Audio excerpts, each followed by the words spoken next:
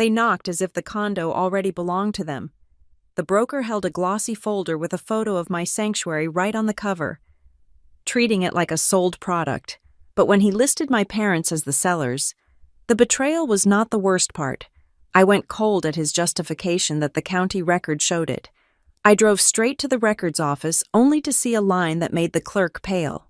The borrower on the mortgage was me.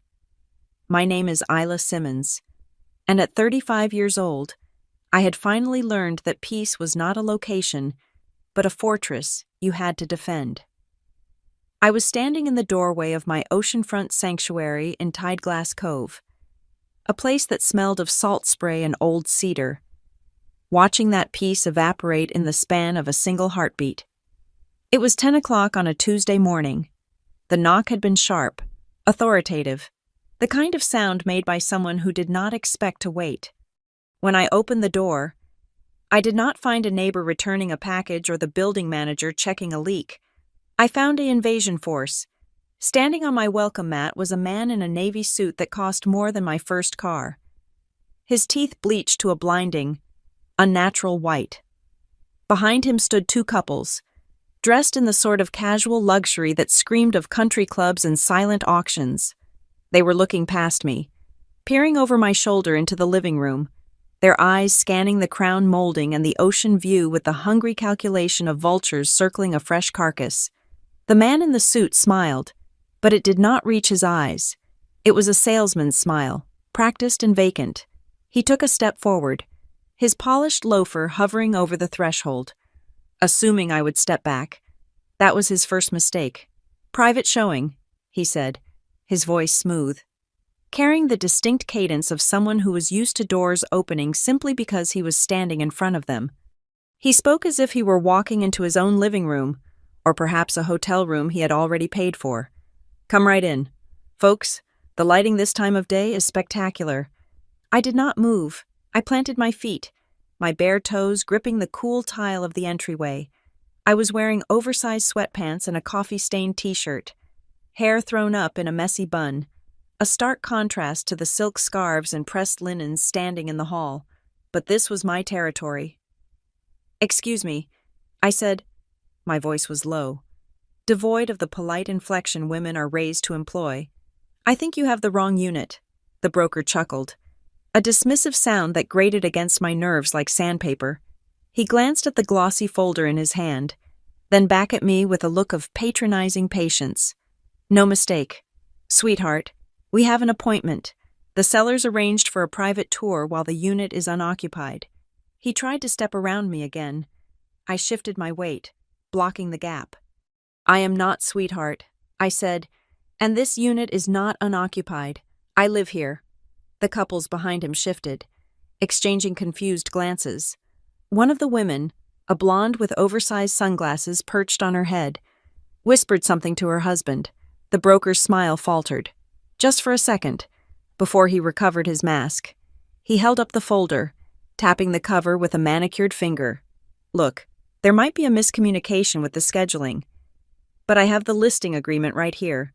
We drove down from the city. These are serious buyers." I looked at the folder. The branding was high-end, gold foil stamped on heavy cardstock. There was a photograph of my balcony on the cover, taken from the beach, framing the view that I drank my coffee in front of every morning. But it was the text beneath the photo that made the blood drain from my face and pool heavily in my stomach. Property address, 12 Pelican Way, Unit 4B, seller, Harrison and Celeste Simmons, my parents. The world tilted on its axis. The hallway seemed to stretch and warp. Harrison and Celeste, not Walter Simmons, my grandfather, who had signed the deed over to me 2 weeks ago with a shaking hand and a clear mind.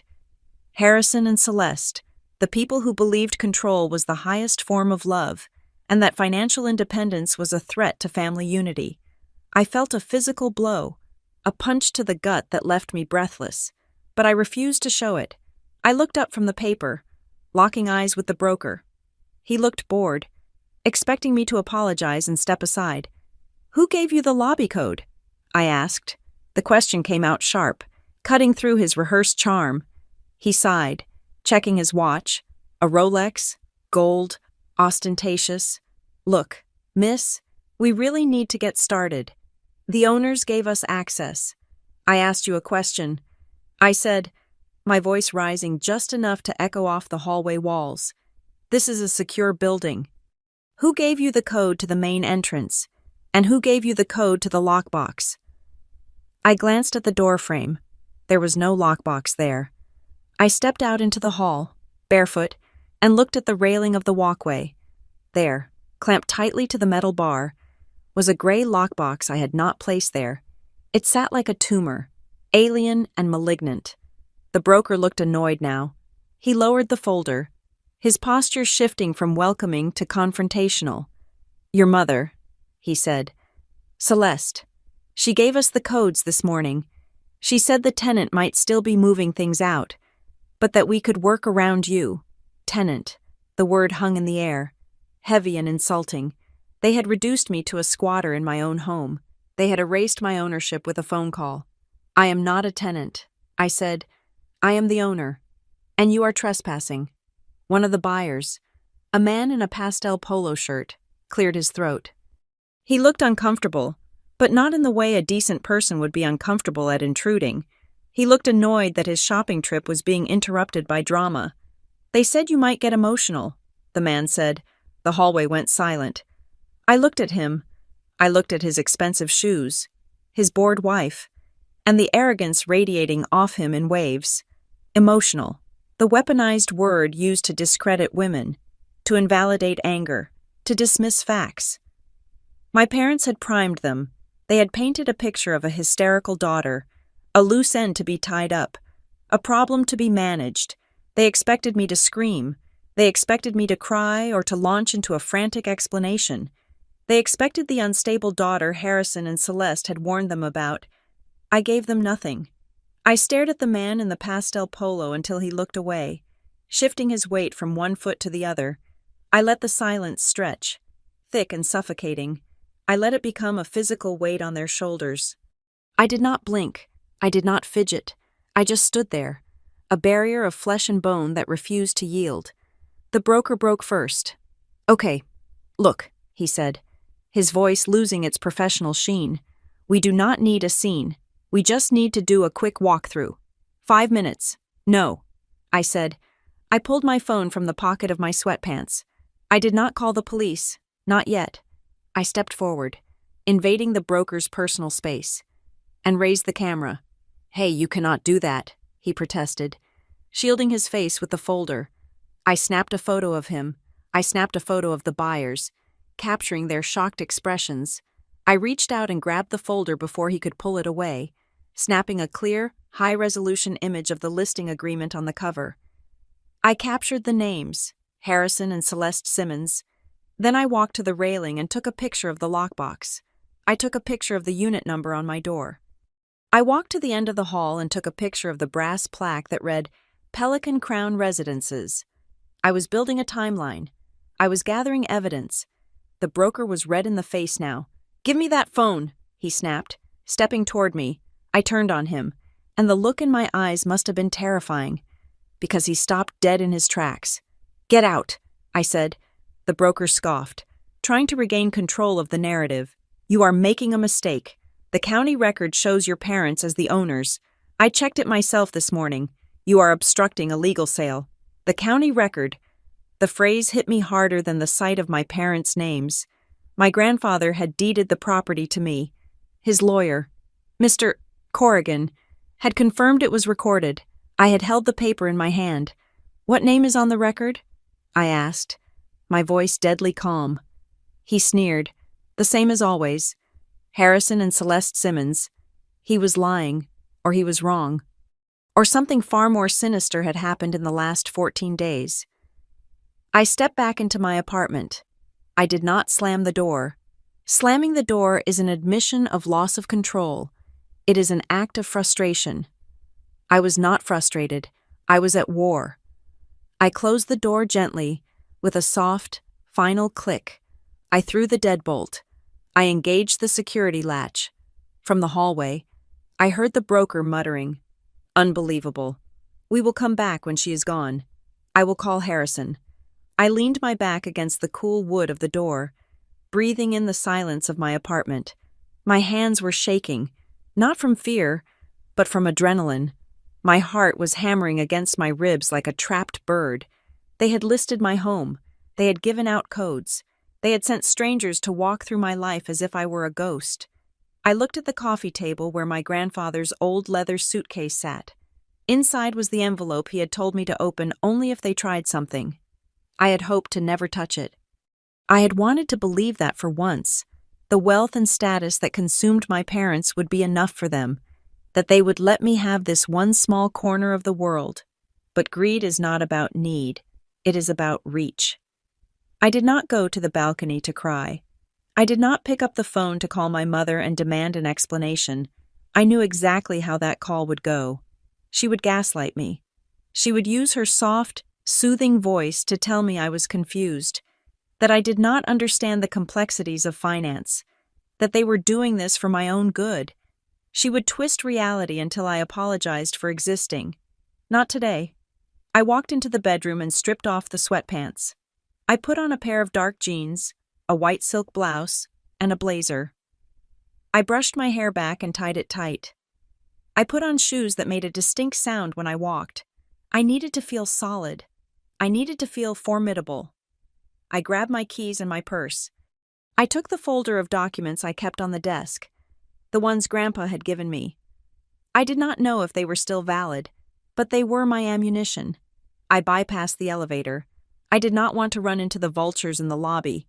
I took the stairs, 4 flights down to the garage, my footsteps echoing in the concrete stairwell. My car was waiting in the shadows. I threw the bag in the passenger seat and climbed in, locking the doors immediately. The air inside the car was stifling, hot and still. I started the engine, the air conditioning blasting against my face, drying the cold sweat on my forehead. I navigated out of the garage, squinting against the bright coastal sunlight. As I turned onto the main road leading away from Tideglass Cove, my phone buzzed on the center console, a text message.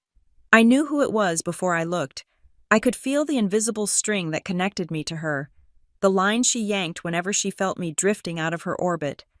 I waited until I hit a red light before I glanced at the screen. Mom.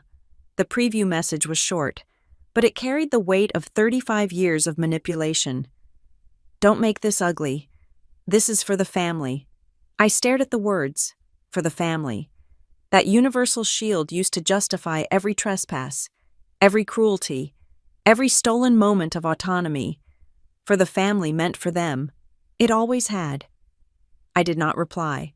I deleted the notification. But I kept the message. It was evidence. It was proof of intent. The light turned green. I pressed the accelerator, driving away from the ocean, away from the condo, and toward the county seat. The broker had said the record showed their names. He had been so sure, so arrogant in his certainty. I was not going to argue with him.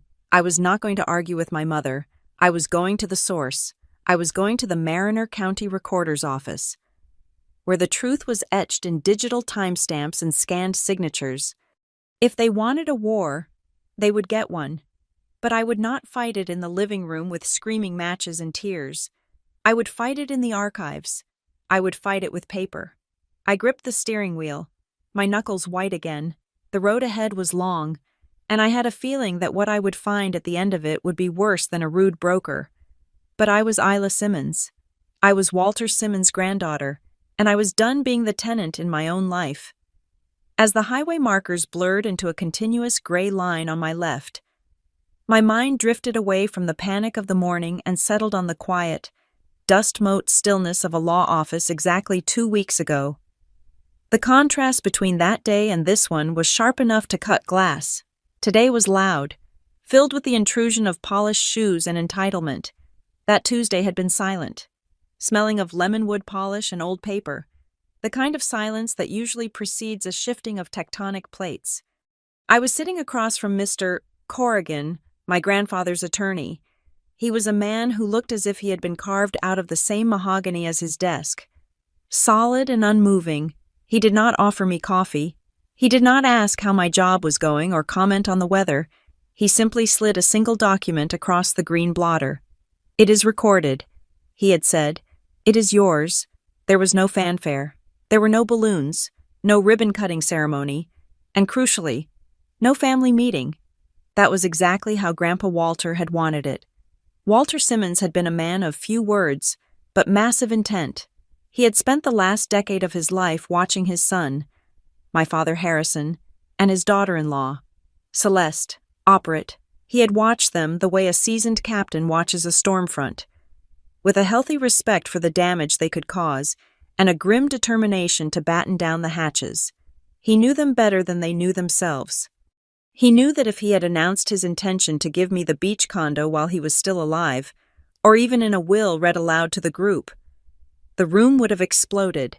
Harrison would have blustered about asset management and tax brackets. Celeste would have cried, softly and beautifully, dabbing her eyes with a linen handkerchief while listing reasons why I was not ready for such responsibility. They would have filibustered him into submission. In the living room, the loudest voice wins.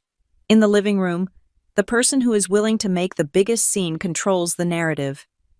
My parents were masters of the living room. They were the undisputed champions of Stonegate Heights, a neighborhood where the grass was measured with rulers and the passive aggression was thick enough to chew. But Grandpa understood something vital. The people who love control always win in the living room, but they lose in the records room, so he had bypassed them entirely.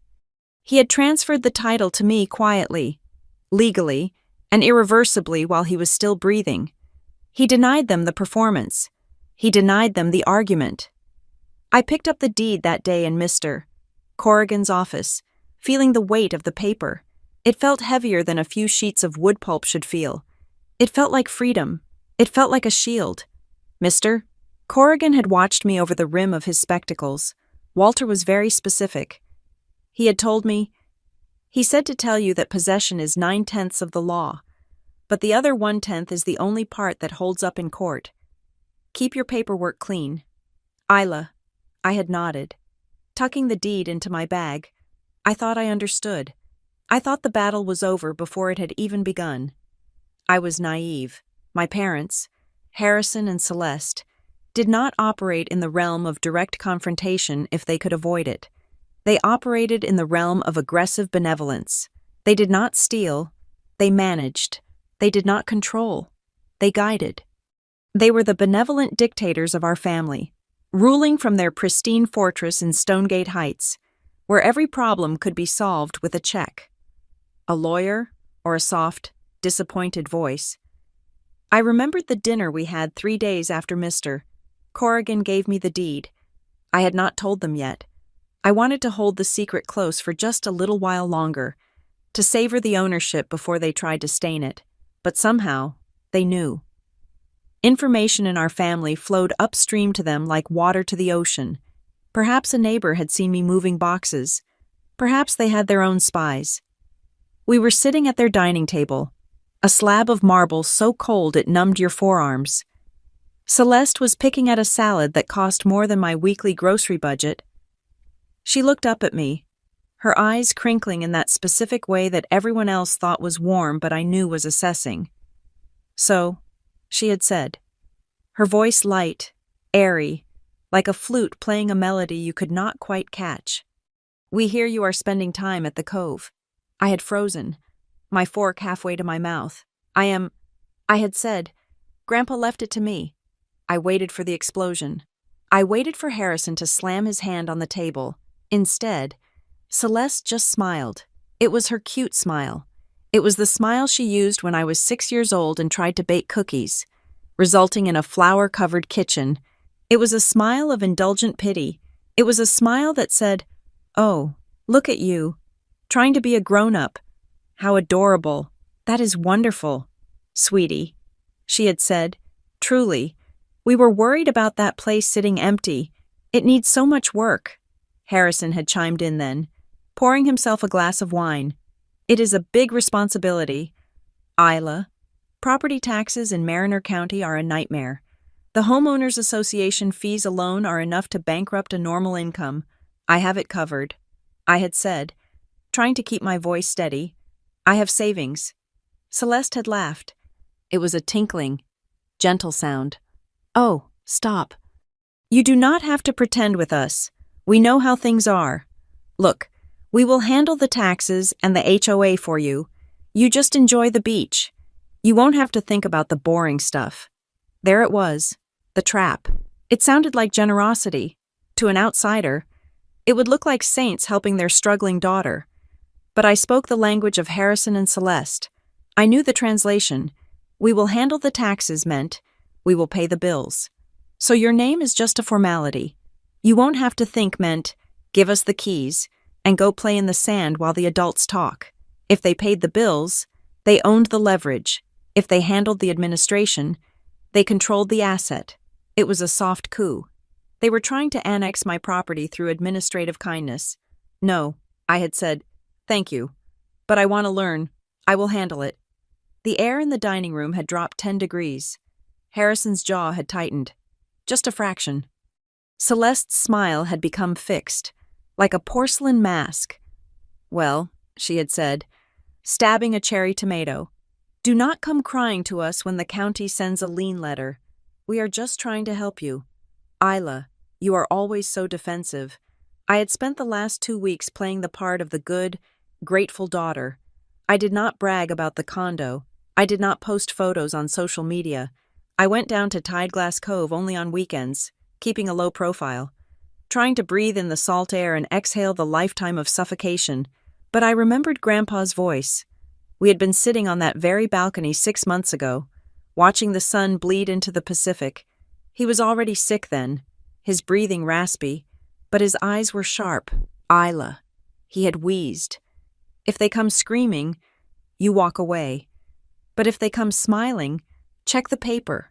Check the paper. I had taken that advice to heart. For 2 weeks, I had been an archivist of my own life. I kept every receipt from the hardware store. I scanned the deed and saved it to 3 different cloud drives. I printed out the email from Mr. Corrigan. I paid the first month of HOA fees the second the bill arrived. Getting a physical receipt stamped by the building manager, I was learning to survive by documentation. In a family of gaslighters, paper was the only reality that did not shift. But there was one thing I had not checked. One piece of paper I had avoided, in the passenger seat of my car. Sitting inside my grandfather's battered leather suitcase was a thick, cream-colored envelope. It was sealed with red wax. Grandpa had a flair for the dramatic in his final days. On the front, in his shaky, block-letter handwriting, were the words, "For Isla, only if they try something." I had found it in the suitcase along with the deed. Mr. Corrigan had handed me the suitcase, saying Walter had packed it for me personally. I had held that envelope in my hands a dozen times in the last fortnight. I had run my thumb over the wax seal. I had held it up to the light, trying to see through the heavy paper, but I had never opened it. Why? Because opening it would have been an admission.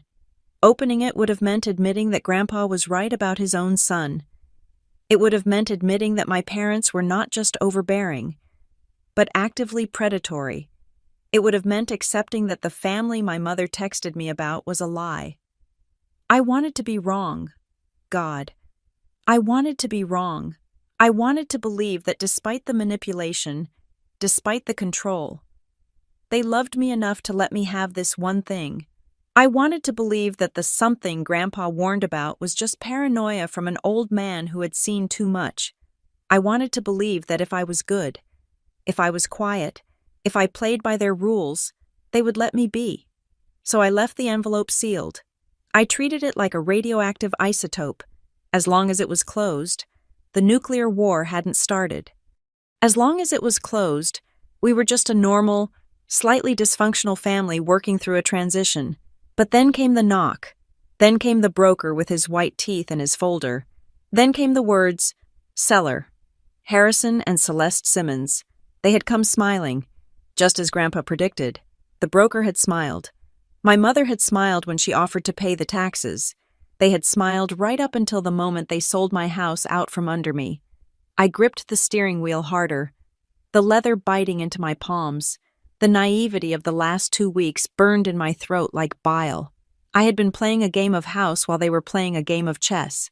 I glanced at the suitcase next to me. The envelope was in there. Waiting. It felt heavy now, charged with a kinetic energy. I knew I would have to open it. Grandpa had prepared for this moment. He had foreseen the smiling broker and the secret sale. He had known that Harrison and Celeste would not be able to resist the urge to reclaim what they believed was theirs by divine right of superior status. But I wasn't ready to open it yet. Not until I saw the proof with my own eyes. Not until I saw the county record that the broker had cited with such smug confidence. I needed to see the blade before I pulled out the shield. I navigated the turn onto the interstate, the engine of my car roaring as I pushed it past the speed limit. The landscape of Mariner County rolled by, strip malls, car dealerships, the endless sprawl of suburbia. It all looked so normal. It all looked so mundane. But beneath the surface of deeds and titles, a war was being fought. My mother's voice echoed in my head. "We will handle it. You won't have to think." She was wrong. I was thinking.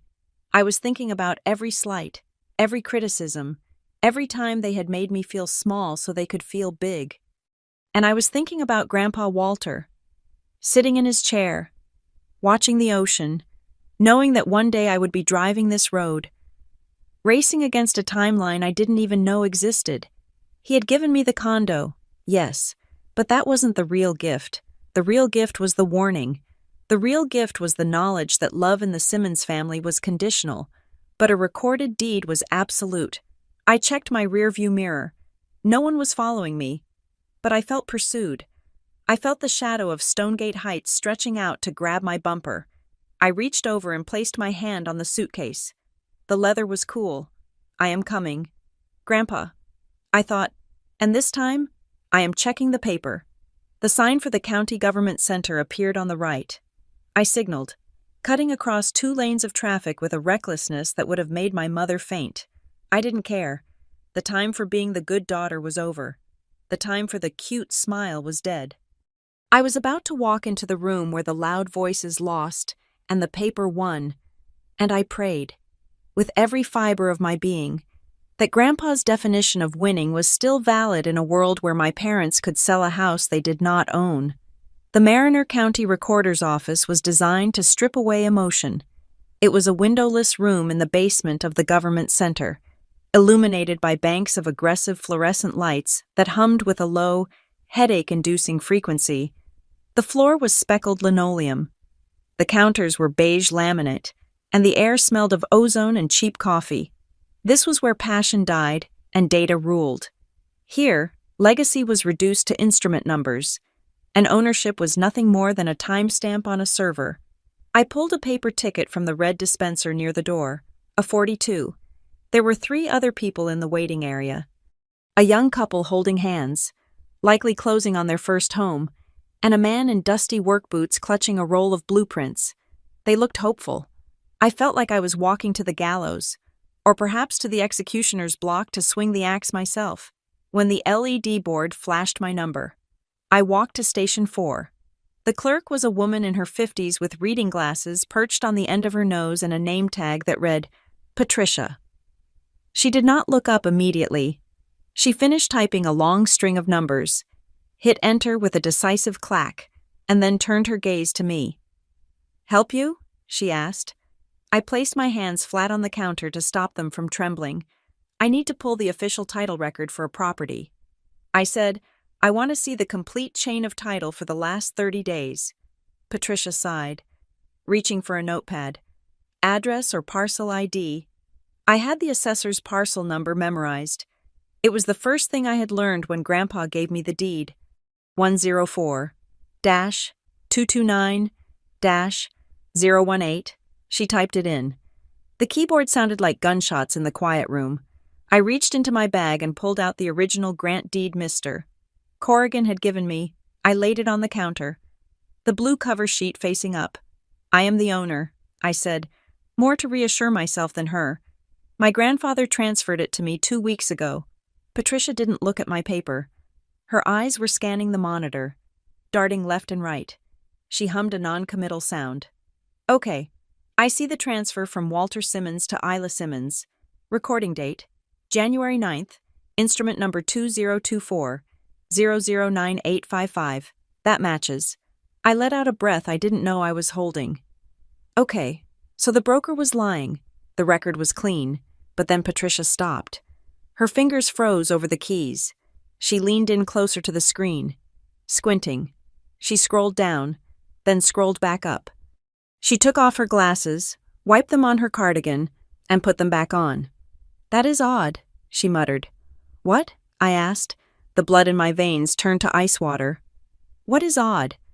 She looked at me, really looked at me for the first time. Her expression wasn't bureaucratic anymore. It was confused. "Can I see your ID, please?" I handed her my driver's license. She compared the photo to my face, then looked back at the screen. "Ms. Simmons," she said slowly. "Why is your name in the chain twice?" "Twice?" I repeated. "What do you mean, twice?" "I mean, you are listed as the grantee on January 9th. But then you are listed again." She turned the monitor slightly so I could see. The screen was a wall of text, a database grid of dates, names, and document types. There, at the top of the list, instrument, quitclaim deed, date recorded, January 22nd, grantor, Isla Simmons, grantee, Harrison Simmons and Celeste Simmons, as joint tenants with right of survivorship, January 22nd. That was yesterday. The room spun. The fluorescent lights seemed to flare brighter. Yesterday, while I was at work, while I was buying groceries, while I was sleeping, the ownership of my home had been stripped away and handed back to my parents. "That is a mistake," I said. My voice sounded hollow, like it was coming from underwater. "I did not sign that. I never signed that." Patricia looked at me with a mix of pity and professional detachment. "It is recorded, ma'am. It went through e-recording yesterday afternoon at 3:14 p.m. I need to see it." I said, "Show me the document." She clicked a button labeled Image. A PDF opened on the screen. It was a standard quitclaim deed, the kind you can download from any legal website for $20. It was simple, brutal, and effective. For the consideration of $10 and other good and valuable consideration, Isla Simmons. Hereby quitclaims to Harrison Simmons and Celeste Simmons. I scanned down to the bottom of the page. There was a signature above the line printed with my name, Isla Simmons. I stared at it. It was a good forgery, a very good one. It had the right loop on the S, the right slant on the I. To a bank teller or a clerk, it would look perfect, but I knew my own hand. I knew that when I signed my middle initial, I always lifted the pen slightly before the period. This signature was fluid. It was continuous. It was too smooth. It lacked the micro-hesitation of a human hand moving across paper. It had the vector-perfect curve of a stylus tracing a practiced image. "It is a forgery," I whispered. Patricia frowned. "Ma'am, this was notarized. Look at the block." I looked. It wasn't a wet ink stamp. It was a digital seal. State of Virginia, Electronic Notary Public, notarized via remote online notarization, RON, remote. They hadn't even needed a notary in the room. They had found someone online, someone in a different state, someone who didn't know me, didn't know my face, and didn't know that I was currently sitting in an office in California 3,000 miles away from the jurisdiction of the stamp. "Who submitted this?" I demanded. "I want to see the metadata." Patricia hesitated. "I am going to get my supervisor." She stood up and disappeared behind a partition. I was left alone with the screen, staring at the lie that had stolen my inheritance. I looked at the top corner of the document, where the recording information was stamped. Electronic submission. Submitter contact. And there it was. A phone number, 555-0199. I didn't need to check my contacts. That was my father's cell phone. Harrison. He hadn't even used a burner. He hadn't even tried to hide it. He was so arrogant, so convinced of his own invincibility, that he had put his personal number on a fraudulent federal document. He assumed I would never check. He assumed I would just accept his help and let the condo go. The partition door opened, and a woman in a sharp blazer walked out. She was younger than Patricia, but carried herself with the steel spine of someone who dealt with title disputes for a living. Ms. Simmons? I am Sarah, the shift supervisor. Patricia tells me you are alleging a fraudulent recording. I pointed at the screen. That is not my signature. I did not authorize this transfer. That is my father's phone number listed as the submitter. This was done yesterday via remote notary while I was at my office in the city. I can prove I was nowhere near a computer to sign this. Sarah looked at the screen, then at me. She didn't dismiss me. She didn't tell me it was a civil matter. She saw the fear and the rage in my eyes, and she saw the conflicting dates. If you are stating this is a forgery, she said, her voice dropping to a serious, hushed tone, we can place a document flag. But the record is already public. We cannot unring the bell without a court order. However, we can mark it. Do it, I said, and I want to know who the notary was. Sarah clicked on the notary block. It verified the digital certificate. We can pull the transaction log, she said. But Ms. Simmons, if this was e-recorded, there is usually a title company or a settlement agent involved as the trusted submitter. Individuals cannot just upload deeds to our server directly without an account.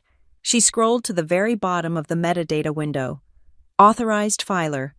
Harborstone Title and Escrow. Harborstone. I memorized the name. Sarah typed quickly. I am going to place a fraud alert on your parcel ID. This means any new activity will trigger a manual review and a notification to you. But I need you to sign a sworn statement right now, under penalty of perjury, stating that the quitclaim deed is invalid. I will sign it. I said. She printed a form, affidavit of false filing. I grabbed a pen. My hand was steady now. I filled out my name, my address, and the instrument number of the fake deed. I wrote, in clear block letters, Isla Simmons, did not sign, authorize, or consent to this transfer. The signature is a forgery. The remote notarization was obtained via identity theft. I signed it, this time, with my real signature, the one with the hesitation before the period. Sarah took the paper and stamped it immediately. I am scanning this into the system now, she said. It will appear in the chain of title immediately following the quitclaim. Anyone running a search will see a contested title. It effectively kills the marketability of the property. They won't be able to sell it with this cloud on the title. Good, I said. That stops the broker. Sarah was typing again, her eyes fixed on the live feed of the recording queue. She hit the refresh button. Suddenly, her face went slack. Oh, she said. Oh no. What? I asked. What is it? She looked up at me, and for the first time, I saw genuine alarm in a bureaucrat's eyes. You said you wanted to stop the sale.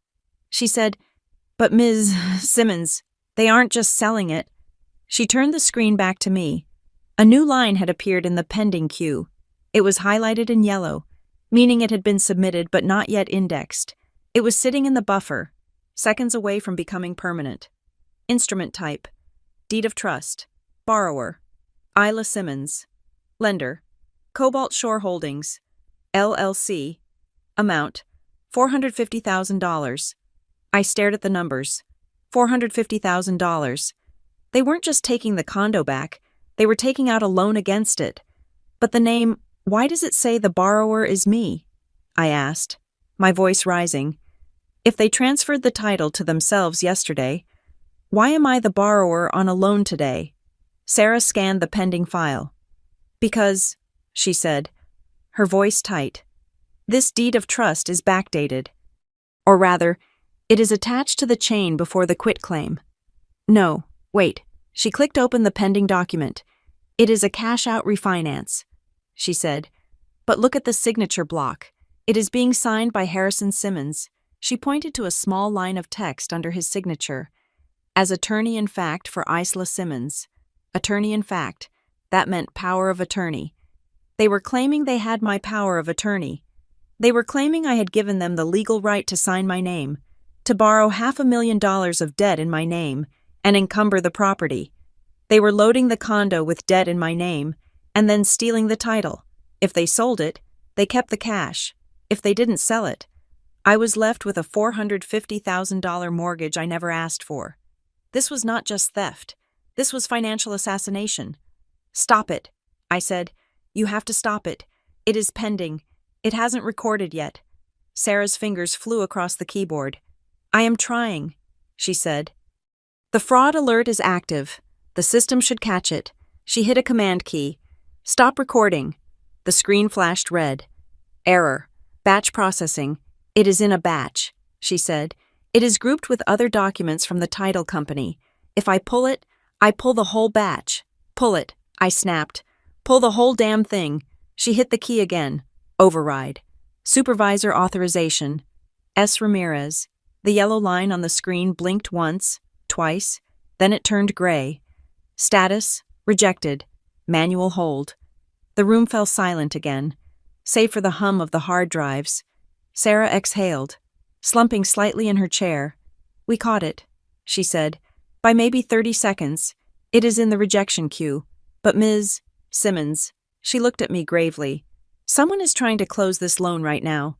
Today, the title company. Harborstone, if they submitted this, it means they think they have a valid signing session happening or recently completed." She tapped the screen.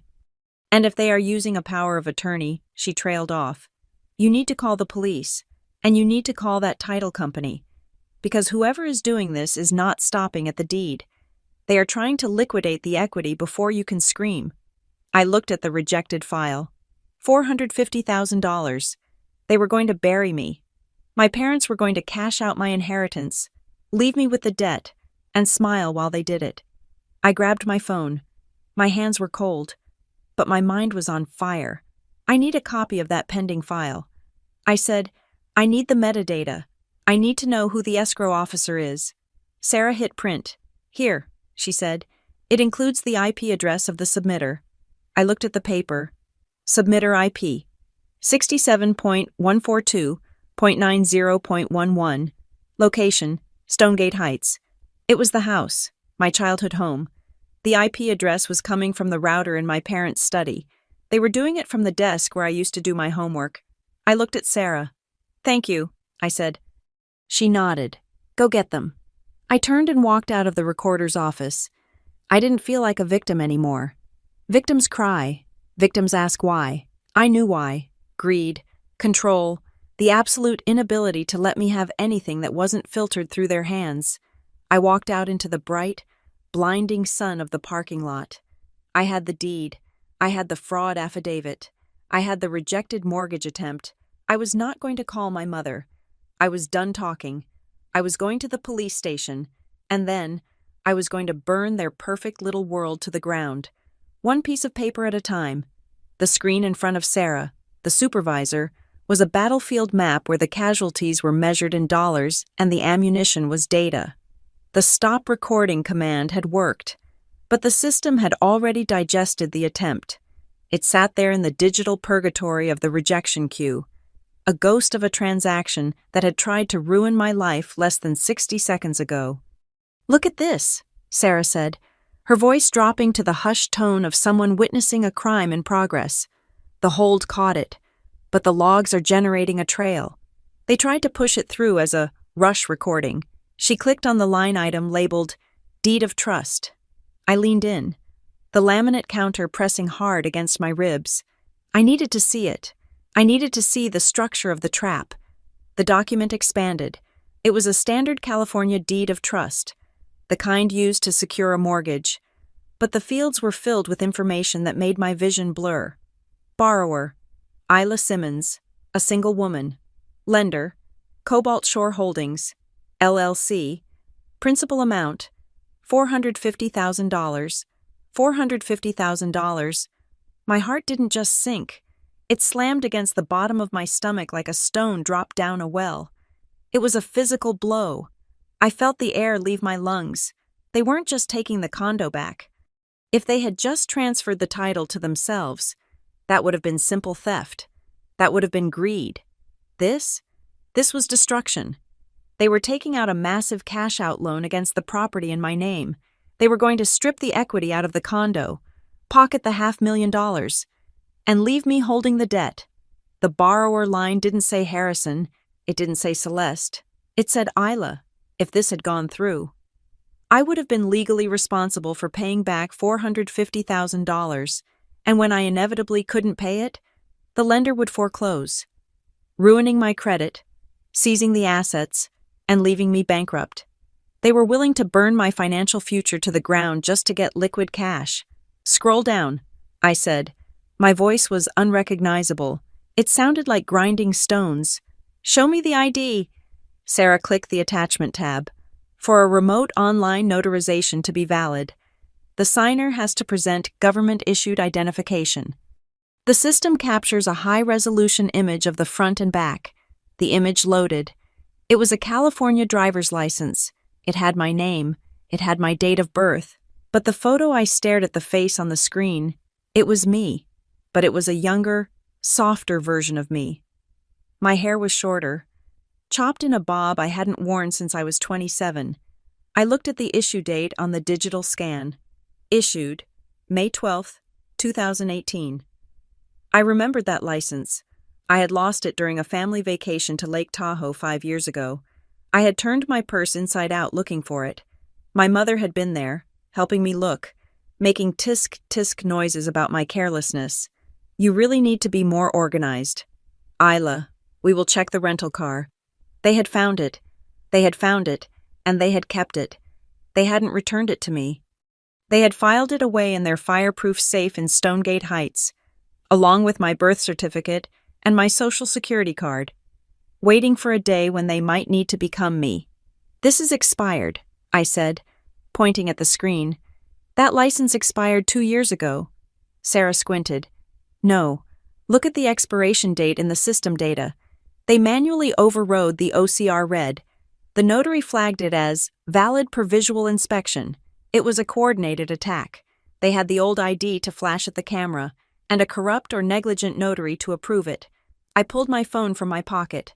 I could not stand there and just look at the screen. I had to secure the perimeter. The paper war was happening here, but the physical war was happening at Tideglass Cove. I dialed the number for the Pelican Crown Management Office. It rang twice before the building manager, a gruff man named Mr. Henderson, picked up. Pelican Crown. Henderson speaking. Mr. Henderson, this is Isla Simmons in 4B. I said, I was cutting straight to the bone. I need you to do something for me immediately. This is a security emergency. Isla, everything okay? No. I said, listen to me. I need you to wipe the entry code for my unit. Delete the guest code I set up. And I need you to go to my door right now. There is a gray lockbox clamped to the railing that I did not authorize. A lockbox? Henderson sounded confused. I saw that. Thought you were selling. I am not selling. I said, cut it off. If you can't cut it, wrap it in duct tape so it can't be opened. And Mr. Henderson, if anyone shows up claiming to be me, or claiming to be my parents, do not let them into the building. Call the police. There was a pause on the line. I could hear the gears turning in his head. He had known my grandfather. He knew the Simmons name. You got it. Isla, he said, his tone shifting from casual to alert. I am heading up there with the bolt cutters now. Nobody gets in. Thank you. I hung up. One door closed, but the digital door was still wide open. Sarah was printing again. The laser printer behind her hummed, spitting out pages of metadata. She gathered the stack and stapled it, the sound sharp and final. Here is the audit trail for the attempted deed of trust, she said, sliding the papers across the counter. We have the IP address, which you saw. But I pulled the submitter profile. I looked at the document. Electronic Recording Delivery System, ERDS. Submitter ID, 884-992-alpha. Authorized filer. I expected to see my father's name again. Harrison loved to put his name on things he owned, but the name on the line wasn't Harrison Simmons. Authorized filer. Sloane Simmons. I froze. Sloane, my sister, my big sister, who sent me memes about wine and complained about her toddlers. Sloane, who always rolled her eyes when Mom got too controlling, but always did what she was told. Isla? Sarah asked gently. Do you know this person? I nodded slowly. It is my sister. Sarah's face softened with sympathy. But I didn't want pity. I wanted clarity. Why? I whispered.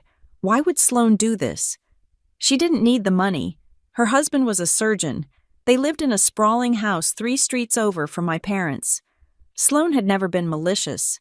She was just porous. She absorbed the will of whoever was shouting the loudest. Then it clicked. My parents were smart. They knew that if they put their own names on the fraud, and it went sideways, they would be the ones in handcuffs. But if they used Sloane's account? If they set up the e-recording profile in her name? They were using her as a blast shield. They needed a clean face. Harrison and Celeste had credit checks and business reputations to protect. Sloane was a stay-at-home mom with a spotless record and a desire to please. They had likely told her it was just paperwork. Just sign up for this account.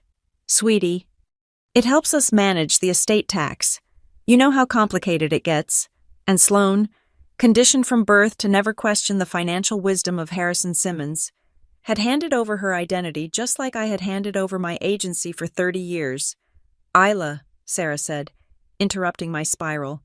If this was submitted under her login, she is legally liable. This is a felony. I know. I said. I folded the papers and shoved them into my bag. I knew exactly what that meant. If I pursued this, I wouldn't just be taking down my parents. I would be taking down my sister. That was their insurance policy. They knew I would hesitate to hurt Sloane. They were banking on my empathy being stronger than my survival instinct. But they had miscalculated. They had forgotten that Sloane was an adult. And she had made her choice, and I had made mine.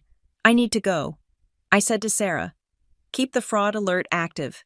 If they try to blink, I want to know. I will watch it like a hawk. Sarah promised.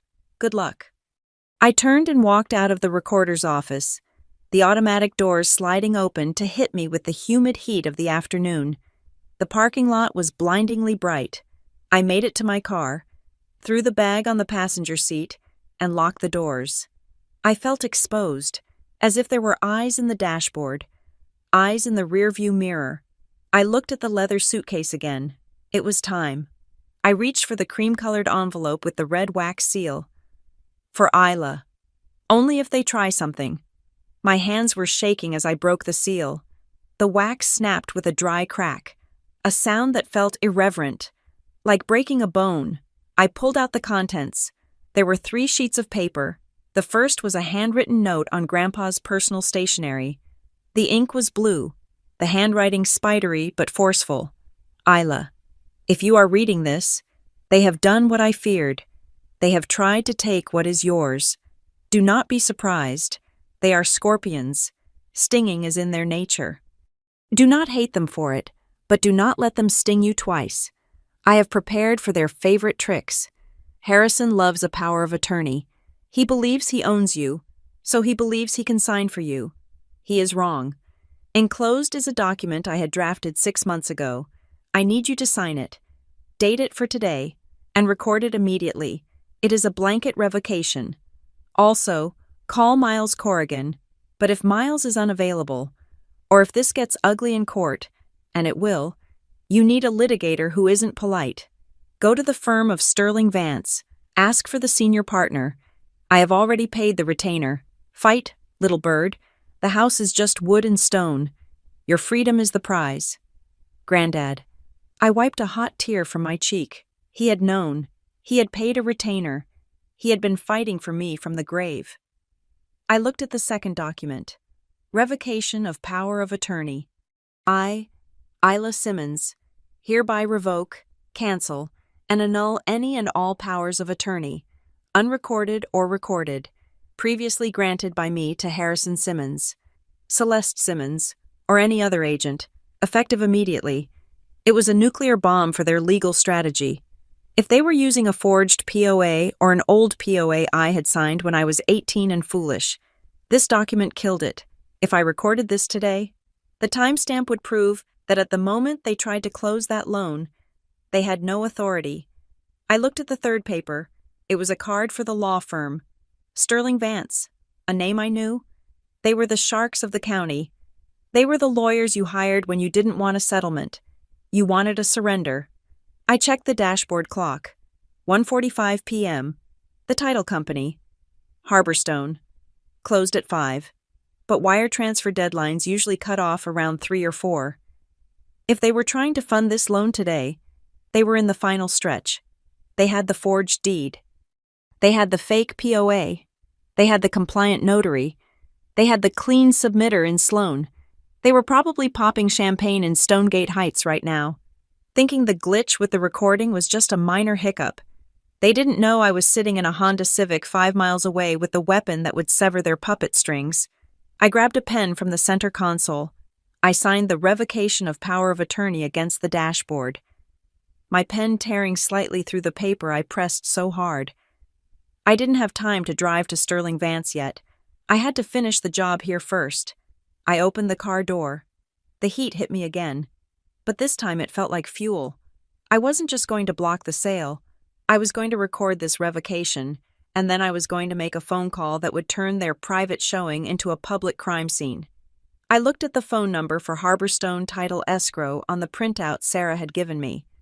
555-0122. I hit the dial button. It was time to introduce myself to the people helping my parents rob me, and I wasn't going to use my indoor voice. The Mariner County Sheriff's substation was a squat, beige brick building nestled between a tire shop and a coffee drive-thru. It was not the main precinct with its bustle of arrests and sirens. This was the administrative heart of law enforcement, the place where crimes were converted into paperwork and paperwork was converted into prosecution. I walked in. The glass door heavy against my shoulder, the air conditioning was set to a temperature that felt like a meat locker, a stark contrast to the humid heat of the parking lot. The lobby was empty save for a row of plastic chairs and a high counter behind bulletproof glass. The deputy on duty was a man who looked like he had seen every possible variation of human dishonesty and found them all exhausting. His name tag read, Deputy E. Rourke. He was young, perhaps early 30s, with a buzz cut and eyes that scanned me with professional detachment. He did not look like the kind of man who would offer me a tissue. He looked like the kind of man who understood that in a fraud case, tears were irrelevant and timestamps were everything. I approached the window. I did not lead with the story of my childhood or the betrayal I felt burning in my chest. I led with the only thing that mattered in this room. I need to file a report for identity theft and real estate fraud. I said, I have the chain of title, the unauthorized recording logs, and a sworn affidavit of false filing from the county recorder. Deputy Rourke blinked. He set down his pen and leaned forward, the boredom evaporating from his face. Most people come in here screaming about stolen lawnmowers, he said. You sound like you brought a case file. I slid the documents through the metal slot at the bottom of the glass. I brought the evidence. I said, He buzzed me through the side door. I sat at a metal desk that smelled of industrial cleaner. Rourke flipped through the stack of papers I had curated. The grant deed from Grandpa, the forged quitclaim deed, the printout of the attempted deed of trust, the metadata logs from Sarah at the recorder's office, the photo of the lockbox I had taken an hour ago. I watched him read. I did not interrupt. I let the silence stretch. I knew that if I started talking about my mother's gaslighting or my father's arrogance, I would lose him. I would become a domestic dispute. I needed to remain a felony victim. He stopped at the printout of the quitclaim deed. He tapped the notary block with his finger. Remote online notarization, he muttered. Virginia Commission. He looked up at me. You are saying you were not in Virginia yesterday? I was in San Francisco at my job. I said, I have my badge swipe logs from my office building if you need them.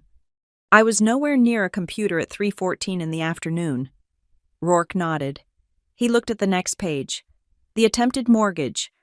$450,000, he read, and the borrower is listed as you. Yes, I said, but look at the signature line. He squinted. Attorney in fact. He sat back in his chair, exhaling a long breath through his nose. Okay, let me tell you what I see here. I see a sophisticated conveyance fraud. This is not some junkie stealing mail. This is someone who knows the system. He looked me in the eye.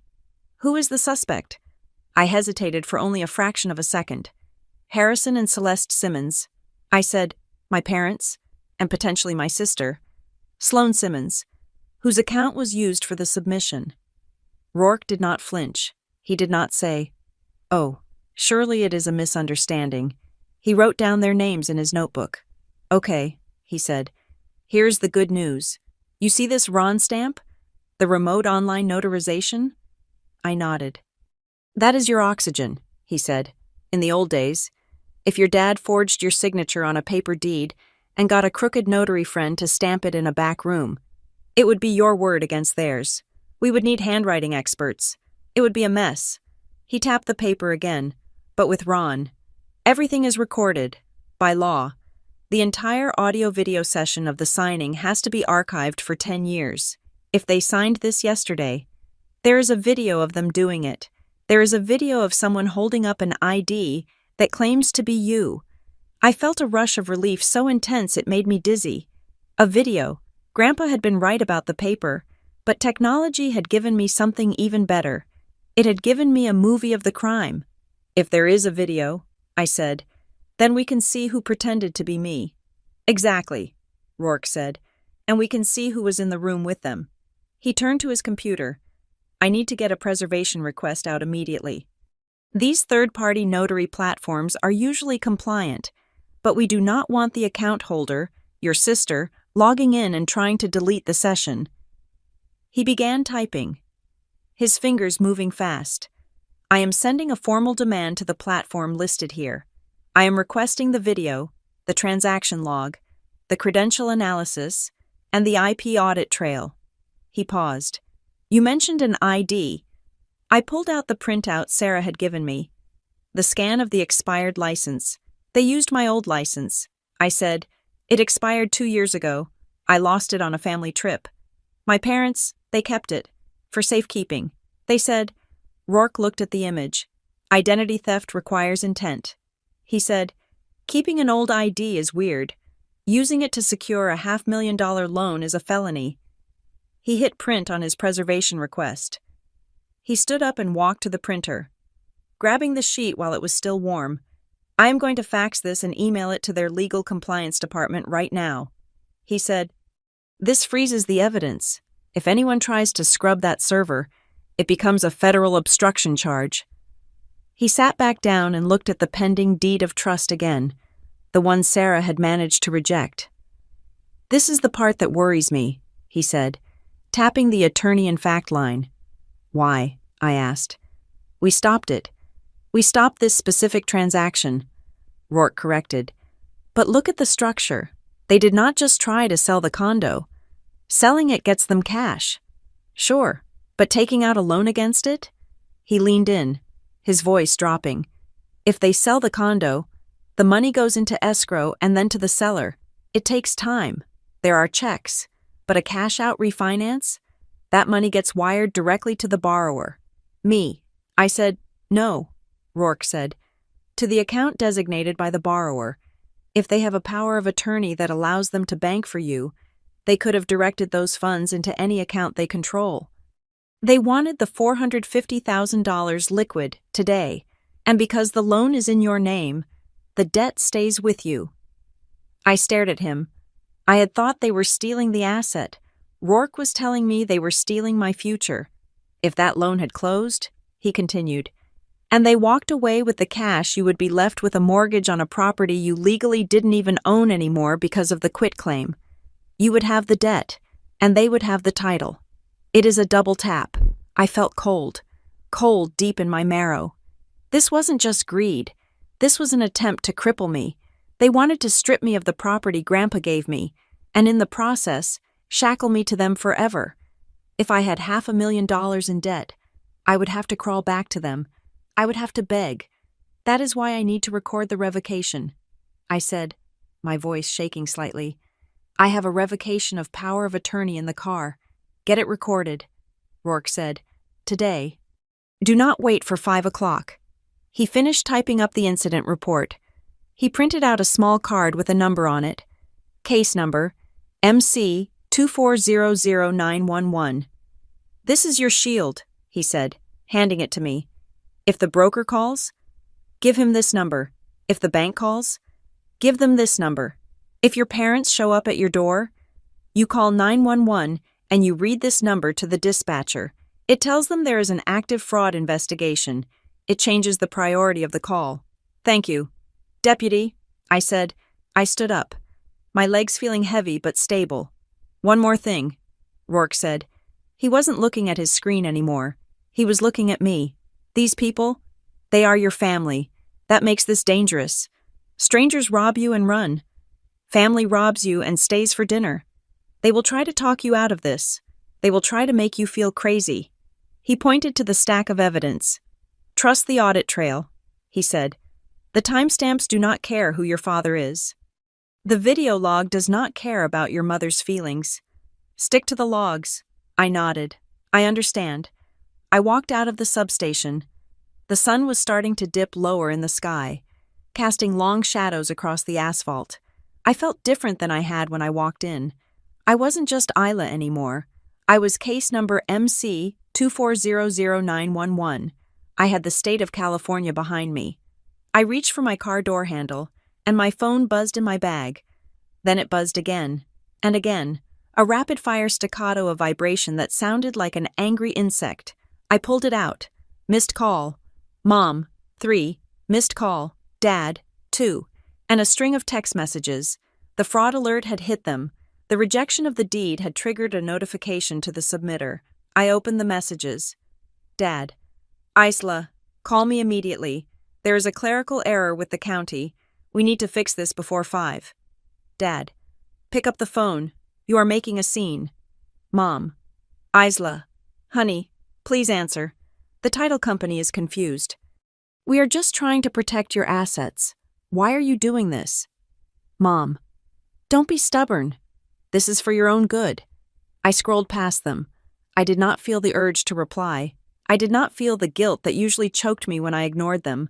I felt nothing but a cold, hard clarity. Then, a new message popped up. From Sloan. Sloan. Isla? Mom is freaking out.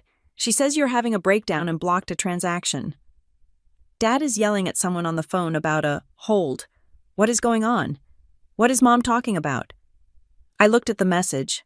Sloan didn't know, or she knew enough to be scared, but not enough to understand she was the accessory to a crime. I thumbed a reply to Sloan.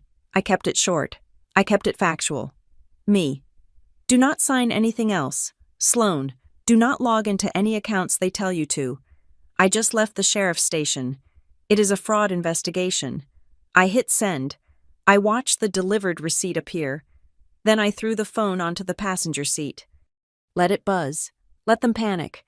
I had one more stop to make before the sun went down. I had to record the revocation.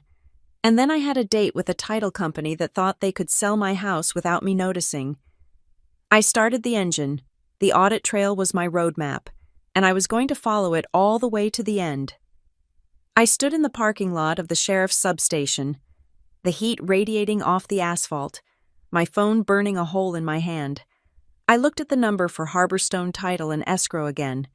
If I called them from my car, I was just Isla Simmons, a hysterical woman claiming fraud. They would transfer me to voicemail. They would cite privacy laws. They would stall me while the wire transfer cleared. I needed leverage. I needed weight. I turned around and walked back through the heavy glass doors of the substation. Deputy Rourke looked up from his computer, surprised to see me return so quickly. I need you to stand next to me, I said. I am calling the title company.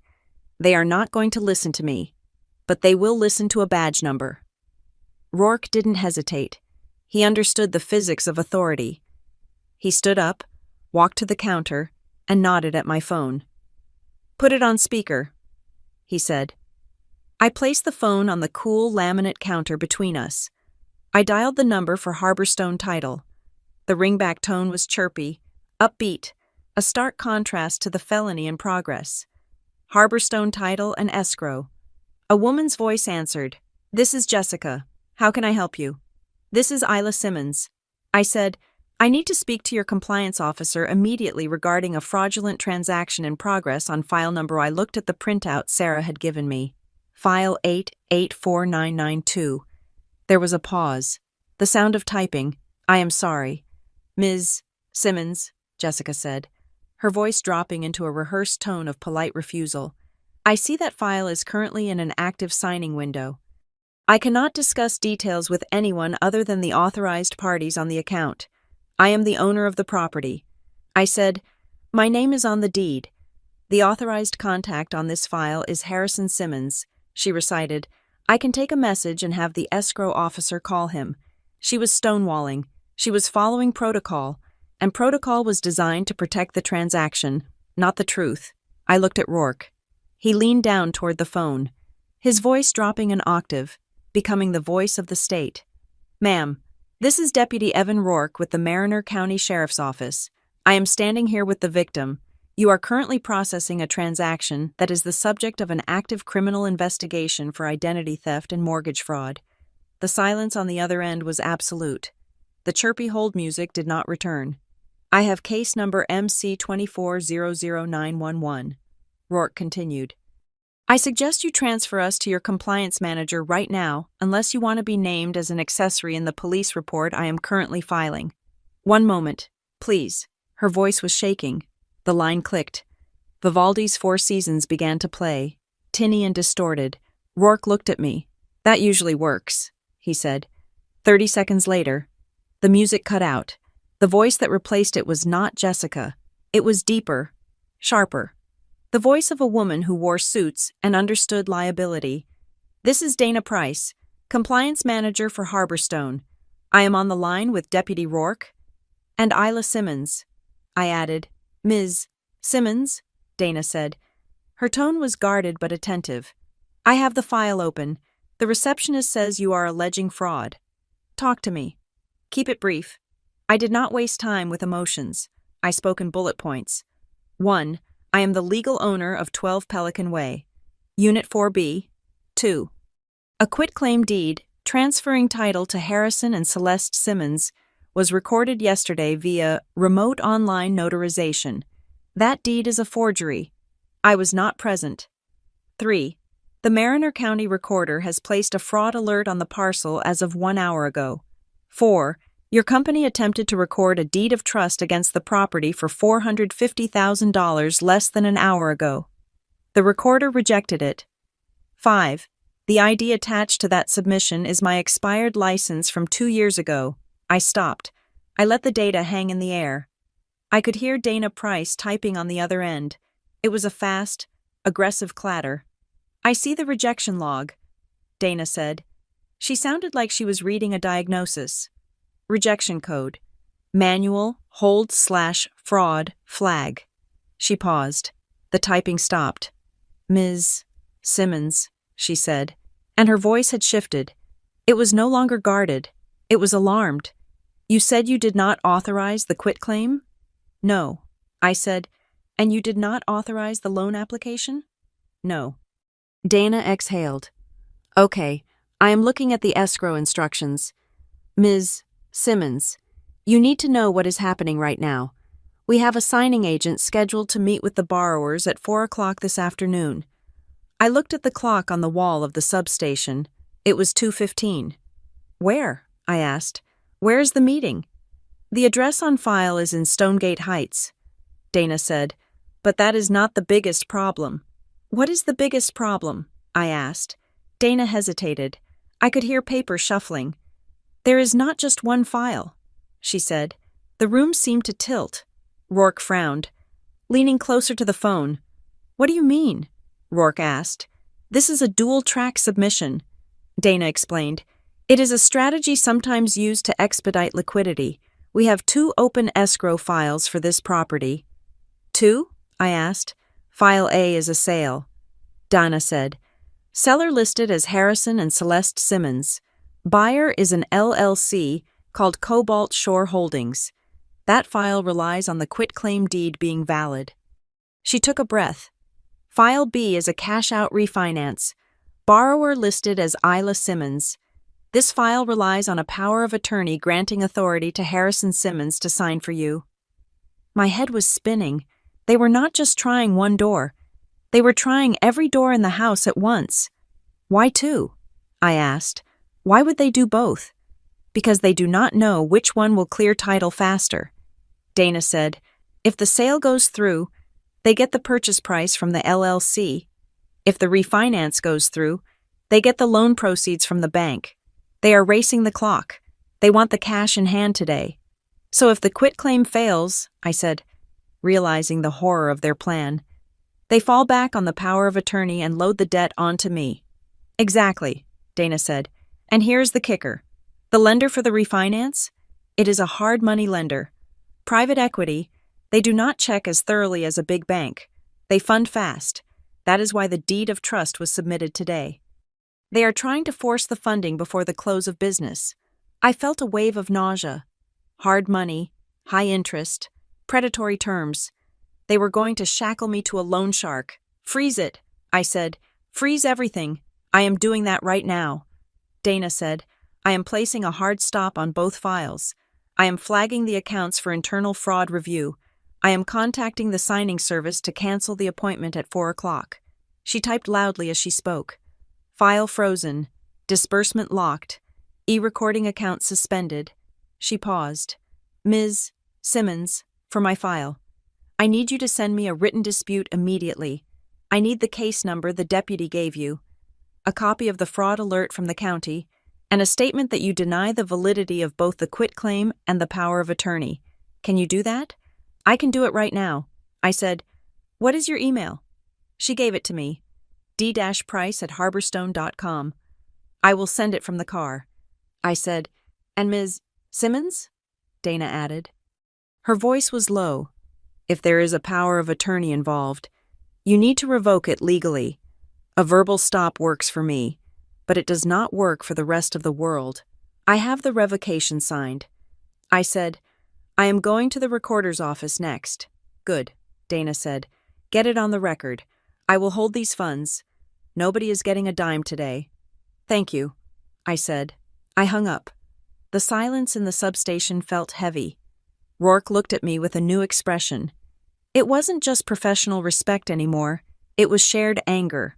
2 files, he said, shaking his head. That is distinct intent. That is not an accident. That is a calculated attempt to defraud you whichever way the wind blows. They wanted to win. I said, they did not care how.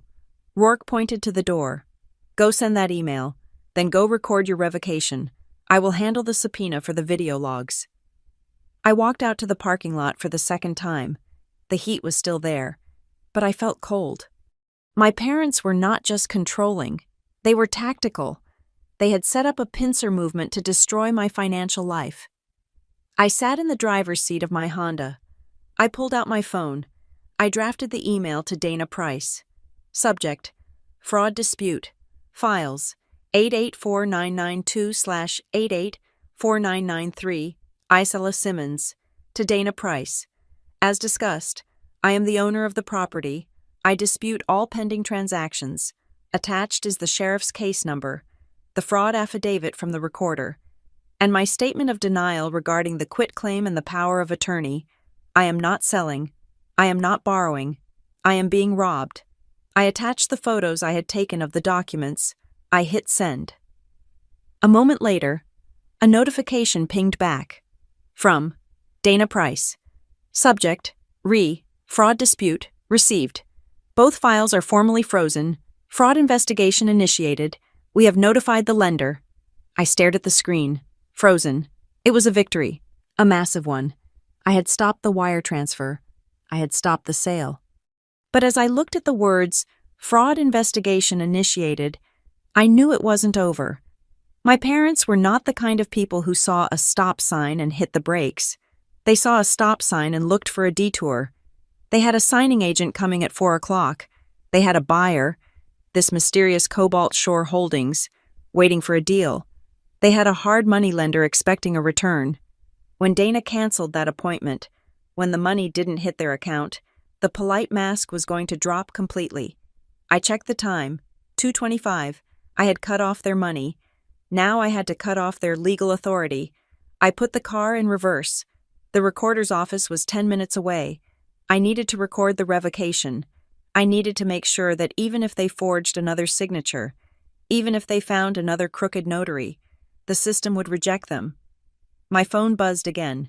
Mom, Isla, we are worried about you. Why did the title company just send us a cancellation notice? Mom, Harrison is very upset. You are embarrassing the family. Embarrassing the family. I laughed. A short, sharp sound that frightened me. I wasn't embarrassing the family. I was evicting it. I drove toward the government center. The paper war was escalating, and I was just getting started. My phone was sitting on the passenger seat, vibrating against the leather with a persistence that made my teeth ache. It was not the angry, demanding buzz of my mother, nor the curt, authoritative summons of my father. It was Sloan. I pulled over into the shade of a magnolia tree just outside the government center complex. I needed to focus. I took a breath that tasted of recycled air conditioning and stale adrenaline, and I answered, Isla? Sloan's voice was high, tight, and skating on the edge of hyperventilation. It was the voice of the little sister who used to wake me up during thunderstorms, terrified of the noise. But she was 32 years old now, and the storm she was standing in was entirely man-made. Isla. Oh my God, she said, the words tumbling out over each other. Dad is screaming at someone on the other line.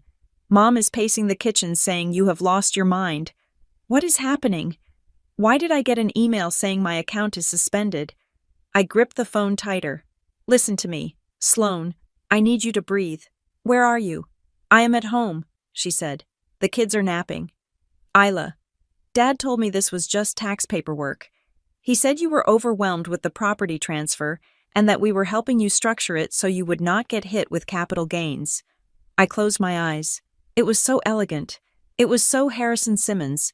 He had not just asked her to sign. He had framed it as an act of charity. He had weaponized Sloane's desire to be helpful against me. He lied to you. I said. My voice was flat, hard. It is not tax paperwork. You were listed as the authorized filer on a fraudulent deed transfer and a mortgage application. You were about to help them steal the condo and saddle me with $500,000 in debt. There was a silence on the line, heavy and horrified. No, Sloan whispered. No. He said it was a trust arrangement. He said he was acting as your agent because you were too busy at work to handle the notary sessions. Sloan, I said, did you sign anything? Did you log into a portal?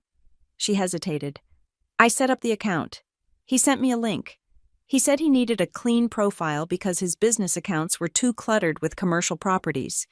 He told me to create the login, verify my email, and then give him the password so he could upload the documents for you. I felt a surge of nausea. They had used her name like a clean shirt to cover a dirty deed. They had set her up as the fall guy. If the police came knocking, the digital footprint would lead straight to Sloane's laptop, while Harrison and Celeste could claim ignorance. Do not give him any more codes, I said. Do not log in. Do not verify anything. Isla, the police. Mom says you called the police? I did. I said, because this is a felony. Sloan. And right now, your name is all over it. I could hear her start to cry. A jagged, terrified sound. I am going to jail? Isla, I didn't know. I swear I didn't know. I believe you. I said, and because I believe you, I am going to tell you exactly how to save yourself. But you have to do exactly what I say. No more trying to please them. You have to pick a side. What do I do? She sobbed. I need evidence. I said, I need you to take screenshots of everything he sent you. The email with the link, the text messages where he told you what to do, the login confirmation, everything. Send it to me right now. Okay, she sniffed. Okay, I am doing it. I waited. The seconds stretched out, agonizingly long. I watched a squirrel run across the hood of my car, oblivious to the fact that two sisters were dismantling a lifetime of family loyalty over a cellular network. My phone pinged, once, twice, 3 times. I opened the images. The first was a text from Dad, dated 2 days ago. Sloan, sweetheart, need a favor, helping Isla with the condo taxes, Need a fresh email to route the filing so it doesn't get mixed up with my firm's audit. Can you set up a quick profile? Link follows. The second image was the link. I zoomed in. It looked like a standard document signing portal. The logo was blue and gold, mimicking a major electronic signature company. But when I looked at the URL, the blood drained from my face.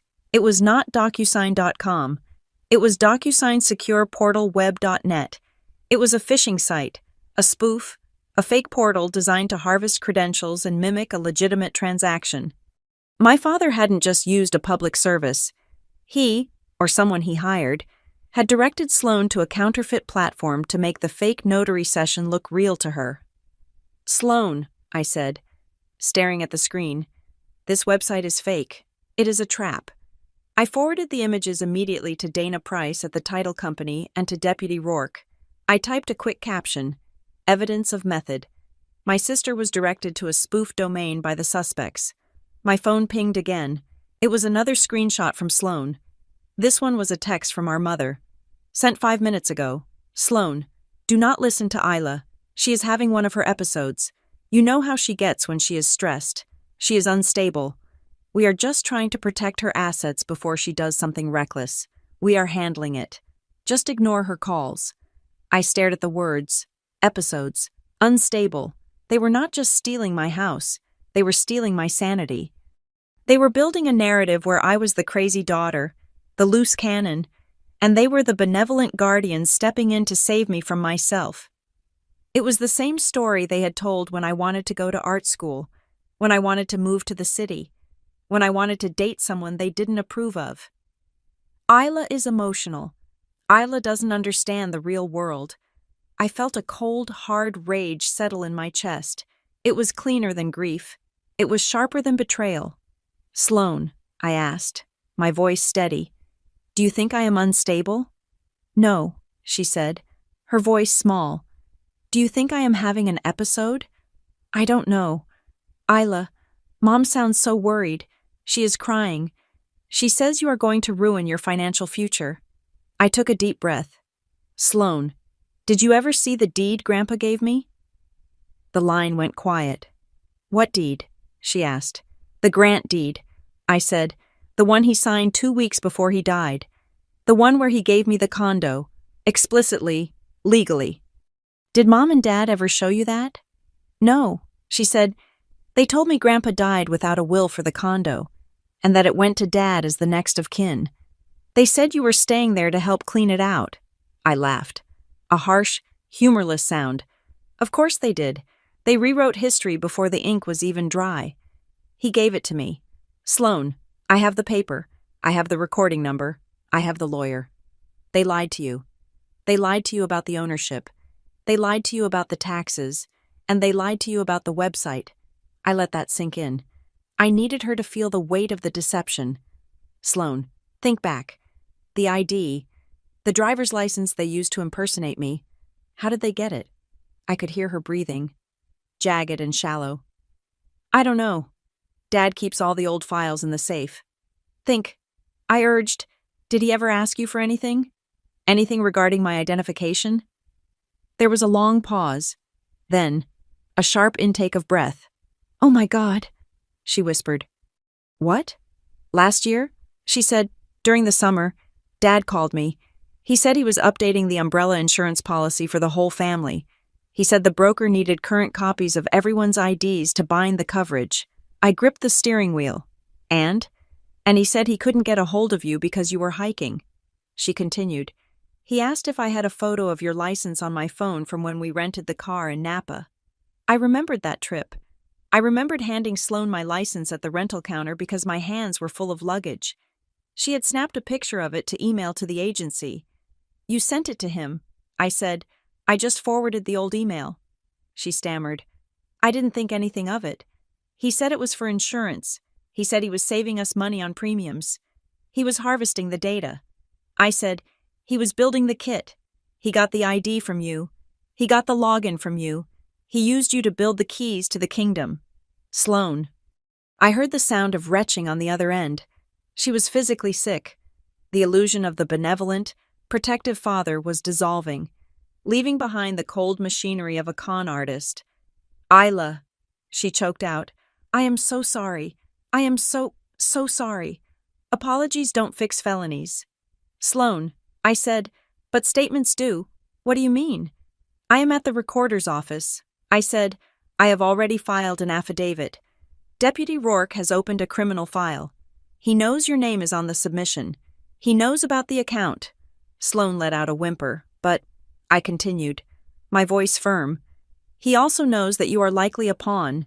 He suspects coercion or deception, but he needs to hear it from you. I can't, she said. I can't talk to the police against Dad. It will kill him. He is the one who put you in the line of fire, I shouted, losing my cool for the first time. He put his own daughter in a position to be charged with mortgage fraud. He didn't care if you went to jail. Sloan, as long as he got the cash. Do you understand that? He used you as a human shield. The silence that followed was heavy and terrible. It was the sound of a worldview shattering. I waited.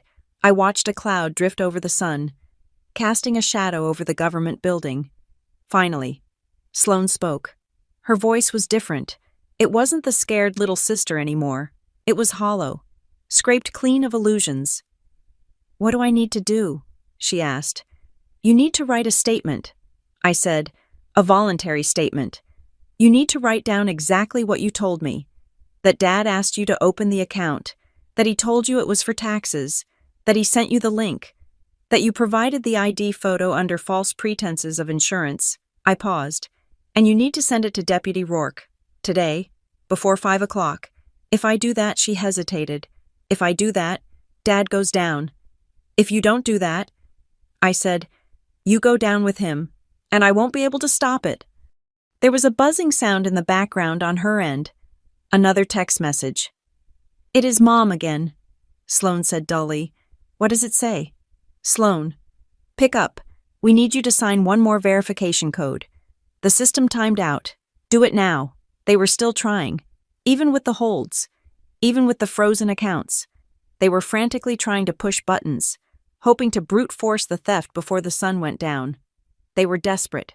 Don't answer her, I said. Write the statement. Sloan, save yourself. Okay, she said. I am doing it. I am doing it now. She hung up. I sat there in the silence of my car, staring at the phone. I felt a strange, hollow ache in my chest. I had just recruited my sister to destroy our parents. I had just turned the family against itself. But then I looked at the text my mother had sent her. Isla is unstable. We are protecting her. They had fired the first shot. They had been firing shots for 30 years, disguised as love. I was just finally firing back. I started the car. I had one more document to record. The revocation, and then I would wait for the fireworks. I drove the short distance to the parking structure of the recorder's office. My phone pinged one last time. It was a copy of an email. From Sloan Simmons to Deputy Evan Rourke. Subject, Voluntary Statement, Case MC 2400911, to whom it may concern. My name is Sloan Simmons. I am writing this to clarify my involvement in the property filings regarding 12 Pelican Way. I acted under the direct instruction of Harrison Simmons, who informed me these were tax documents. I read the first paragraph. I didn't need to read the rest. Sloan had flipped. The clean face had just become the prosecution's star witness. I walked toward the building with the envelope containing the revocation in my hand. The air felt different now. It didn't smell like ocean or exhaust. It smelled like the end of something, and for the first time in my life, I wasn't afraid of the ruin. I was welcoming it. I stood at the counter of the recorder's office, the signed revocation of power of attorney resting under my hand like a loaded weapon. Sarah, the supervisor, was finalizing the intake stamps on my fraud affidavit. The air in the room was stale, recycled, and thick with the tension of a storm that had not yet fully broken. Then, the automatic doors at the far end of the room hissed open. Sarah looked up from her monitor. Her eyes widened slightly, darting from the door to me, and then back to the door. Ms. Simmons, she said, her voice dropping to a whisper. Is that him? I turned slowly. Walking into the fluorescent glare of the government basement was my father. Harrison Simmons looked exactly as he always did. Immaculate. He was wearing a charcoal suit that was tailored to within an inch of its life. A crisp white shirt and a silk tie that probably cost more than the monthly salary of the clerk he was approaching. He carried a manila envelope tucked under his arm with the casual confidence of a man who owned the building, the land it sat on, and the people inside it. He did not look like a man who had just committed a felony. He looked like a man arriving to chair a board meeting. He spotted me. For a second. His step faltered. Just a fraction of a second. A micro-stutter in his stride that betrayed surprise. He had not expected me to be here. He had expected me to be at work, crying in a bathroom stall, or perhaps at home, paralyzed by the gaslighting text messages my mother was bombarding me with. But he recovered instantly. The mask slid back into place. He smiled. That familiar, broad, benevolent smile that had charmed investors and silenced dissenters for 40 years. "Isla," he said. His voice boomed slightly in the quiet room, commanding attention. "Thank God you are here. I was just coming to fix this mess." He walked straight past me, ignoring the rigid set of my shoulders, and approached the counter. He placed the manila envelope on the laminate surface and leaned in. Treating Sarah like a secretary, he was about to charm into working overtime. "Good afternoon," he said smoothly. "Harrison Simmons. I am the father. There has been a terrible clerical misunderstanding regarding the filing for the Tide Glass Cove property. My daughter—" He gestured vaguely in my direction without looking at me. "My daughter is a bit overwhelmed with the estate management. We need to file a corrective deed to clear up the chain of title so we can proceed with the sale."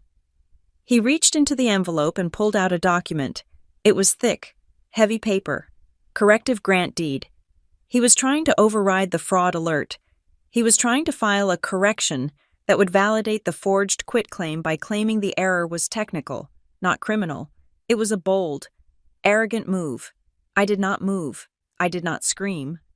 I felt a strange, icy calm settle over me. It is not a misunderstanding. "Harrison," I said. I did not call him Dad. He turned to me, his smile tightening at the edges. "Isla, honey, please, not here. We can discuss this at home. You are making a scene in a county office. It is embarrassing. The word embarrassing. His greatest fear. This condo is a liability. Isla," he continued, his voice dropping to that reasonable lecture hall tone he used when I was a teenager. "You have no idea what the upkeep costs. The assessment fees alone are going to drown you. Your mother and I are trying to liquidity the asset so we can put the money into a trust for you. You are not thinking clearly." I looked at him. I looked at the man who had taught me to ride a bike, the man who had paid for my college, the man who I had spent my entire life trying to please, and I saw him for what he was, a man who viewed people as assets and relationships as transactions. "I am thinking very clearly," I said. "I am thinking that you forged my signature yesterday. I am thinking you used Sloan to cover your tracks." His eyes flashed cold. A flicker of genuine anger broke through the polish. "Leave your sister out of this," he snapped. Deputy Rourke stepped out from the shadows of the partition wall. "Mr. Simmons," the deputy said. Harrison jumped. He hadn't seen the uniform. He spun around, and for the first time, I saw the color drain from his face. "Deputy," Harrison said, recovering his posture. "I am glad you are here. My daughter is having a bit of a mental health crisis. She is blocking a lawful transaction and—" "Step away from the counter." "Mr. Simmons," Rourke said. His voice was not loud, but it was absolute. Harrison blinked. "Excuse me?" I said, "Step back." Rourke moved closer, placing himself physically between my father and the clerk. "We have an active investigation. Case number MC 2400911. You are named as a suspect in a felony identity theft and mortgage fraud inquiry." Harrison laughed. It was a nervous, incredulous sound. "Felony?" "Deputy, be serious. This is a family dispute. I am her father. I have power of attorney." I stepped forward. "No, You don't. I said. I placed the document I had been holding onto the counter. I am recording this right now. I told Sarah. Revocation of power of attorney. Effective immediately. Sarah took the document. She stamped it with a loud, rhythmic thud. Received. I looked at Harrison. It is gone. I said, You have no power. You have no authority. And the deed you just tried to hand the clerk? The one you called a correction? I pointed to the fraud affidavit sitting next to Sarah's elbow. The record is flagged. Harrison, you cannot fix it. You cannot sell it. You cannot borrow against it. Harrison looked at the stamped revocation. He looked at the deputy. The charm was evaporating, revealing something ugly and desperate underneath. He turned back to me, and his face contorted into a mask of tragic disappointment. Isla, he said, his voice trembling with manufactured emotion. How can you be so selfish? This isn't about me. This is for Sloane's future. I didn't blink. Sloane? I asked. Yes, Sloane, he hissed. Her husband's practice is struggling. They have 3 children. This sale was going to set up an education fund for your nieces and nephew. We were doing this for the family, and you are standing here, hoarding a beach house you use 2 weekends a year, taking food out of their mouths. It was a masterful performance. He was trying to pivot, to make me the villain who was hurting innocent children. He was trying to leverage my guilt. But he didn't know I had already spoken to Sloane. He didn't know she had already sent the email to the deputy. Stop it, I said. My voice was quiet. Cutting through his noise, Sloane didn't know about the sale. You told her it was tax paperwork. You lied to her, just like you lied to me. Harrison's mouth opened, then closed. He looked like a fish on a dock. My phone buzzed in my hand. I looked down. A text message from Mom. Mom, check the attachment. I opened it. It was a photograph of the front door of my condo at Tideglass Cove. The brass handle, the one I had polished last week, was gone. In its place was a shiny, heavy-duty smart lock with a keypad. A lock I did not buy. A lock I did not install. Below the photo was a message. Mom, we had to secure the property. You are not in a state to manage it. We will give you the code when you calm down and apologize to your father. I felt the blood rush to my face. They had physically breached the property. While I was here fighting the paper war, they had sent a locksmith, or done it themselves, to lock me out of my own home. I held the phone up so Rourke could see it. My mother just sent this. I said, They changed the locks. Rourke looked at the screen. He looked at Harrison. Mr. Simmons, Rourke said, his tone hardening. Did you authorize a lock change on 12 Pelican Way? Harrison straightened his tie. We have a duty to secure the asset. Isla is unstable. We cannot have her wandering in and out. That is unlawful interference with possession. Rourke interrupted. That is a criminal trespass. That property belongs to Isla Simmons. You have no legal right to restrict her access. It is for her own safety, Harrison shouted. The volume in the room spiked. I want the code. I said, Give me the code to the lock. Harrison sneered. He looked at me with pure, unadulterated contempt. No, Mr. Simmons, Rourke warned, his hand drifting toward his belt. Not a weapon, but the radio. It is my property, Harrison yelled. I paid the down payment for my father 20 years ago. It is Simmons' family property. She has no right to it. Sarah, the supervisor, stood up behind the glass. She hit a key on her keyboard. The printer whirred. She walked to the window and slapped a piece of paper against the glass. Facing Harrison. It was a screenshot of the county database. Status: Fraud alert. Recording hold active. Owner of record: Isla Simmons. Read the screen.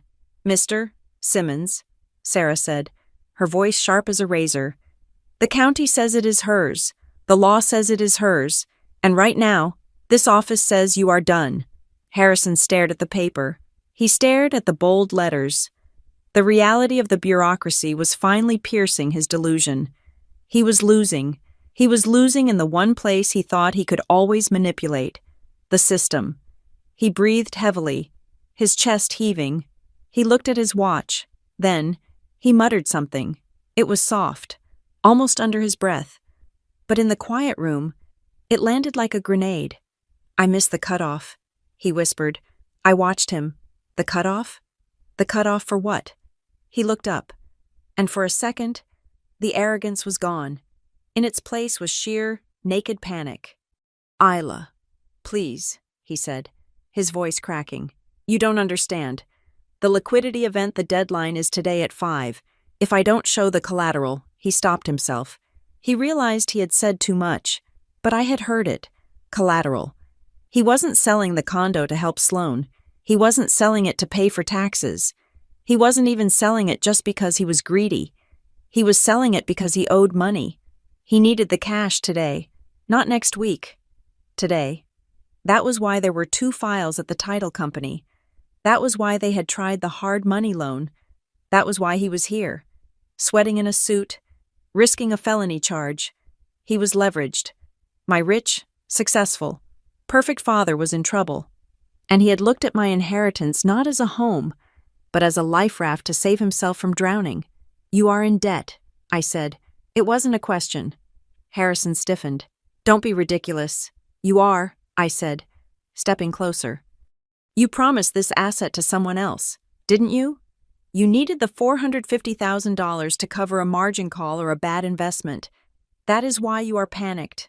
"I am not panicked," he shouted. "I am trying to save this family from ruin." The truth hung there, ugly and undeniable. He had been willing to sacrifice me, sacrifice Sloan, and sacrifice Grandpa's legacy just to plug a hole in his own sinking ship. Deputy Rourke stepped forward. "Mr. Simmons, I am going to ask you one more time. Give your daughter the code to the lock, or I'm going to dispatch a unit to the property to break the door down, and I will add a vandalism charge to your file." Harrison looked at the deputy. He looked at me. He looked at the clock on the wall. 2:45. He realized he wasn't going to make the deadline. The money wasn't coming. He reached into his pocket and pulled out his phone. He typed something and held the screen up to me. Code 7724. "Grandpa's birthday," I whispered. "You used Grandpa's birthday to lock me out of his house." Harrison put the phone away. He smoothed his jacket. He tried to summon the dignity he had walked in with, but it was tattered now. "You will regret this, Isla," he said coldly. "When the dust settles, you will realize you have destroyed this family." I looked at him, and I felt absolutely nothing. No fear, no guilt, no love. Just the indifference you feel for a stranger who tries to cut you in line.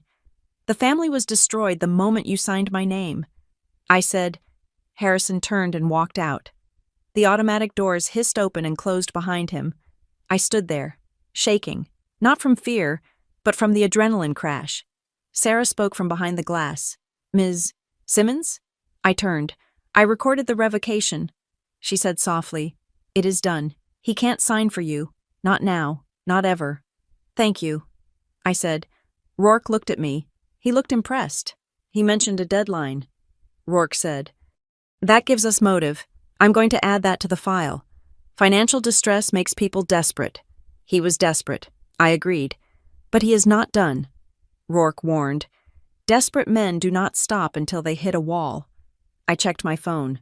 The photo of the new lock was still on the screen. "I am going to Tideglass Cove," I said. "I need to get into my house before he tries anything else." "Be careful," Rourke said. I nodded. I walked out of the recorder's office. I had won the battle of the paperwork, but the war was still waiting for me at the beach. The engine of my car was running, but I was not moving. I was sitting in the parking lot of the recorder's office, watching the automatic doors where my father had just exited. Defeated, but not destroyed. He had mentioned a deadline. He had mentioned collateral. The panic in his eyes was the most honest thing he had shown me in 3 decades.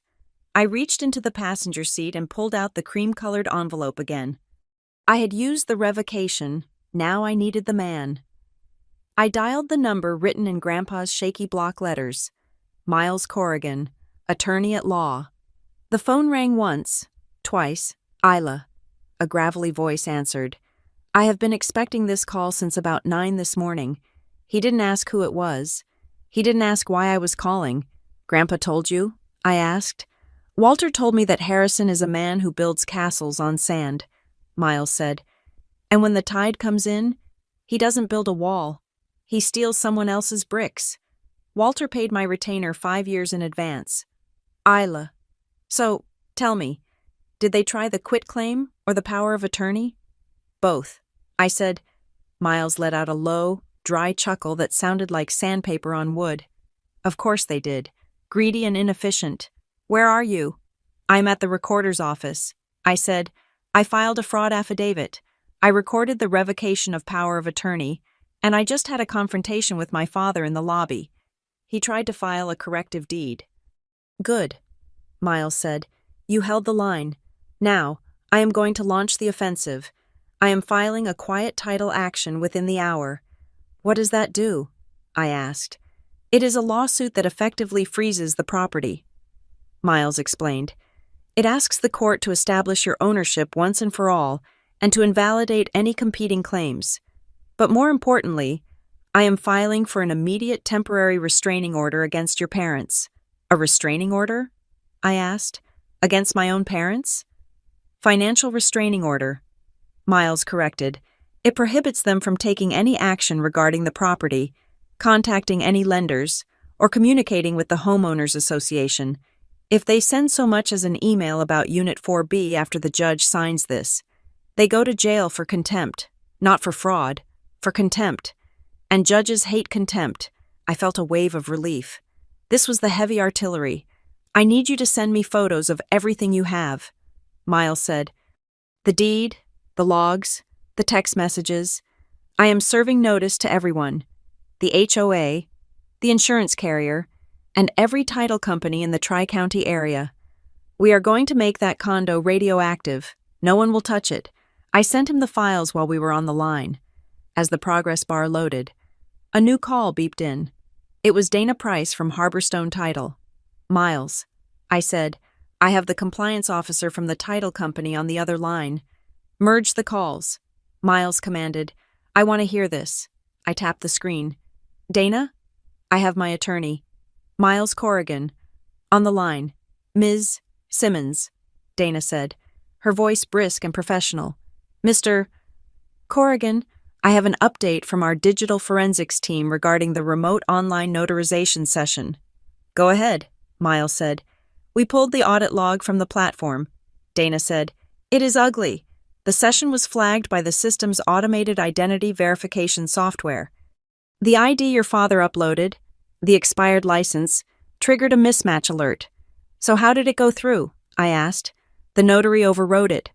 Dana said, There is a manual override code entered at 3:14 p.m. We checked the notary's credentials. He is a remote agent based in Virginia who has done a high volume of transactions for a specific filtered list of clients. We suspect he is a rubber stamp for hire. He is a co-conspirator, Miles corrected. I want his name and his commission number added to the defendant list. We are already drafting the report for the Secretary of State, Dana confirmed. But there is more. The signing agent who was supposed to meet the buyers today? She called in. She said she received a frantic call from Harrison Simmons 10 minutes ago, offering her triple her fee if she would meet him at a coffee shop instead of the condo. He is trying to move the closing.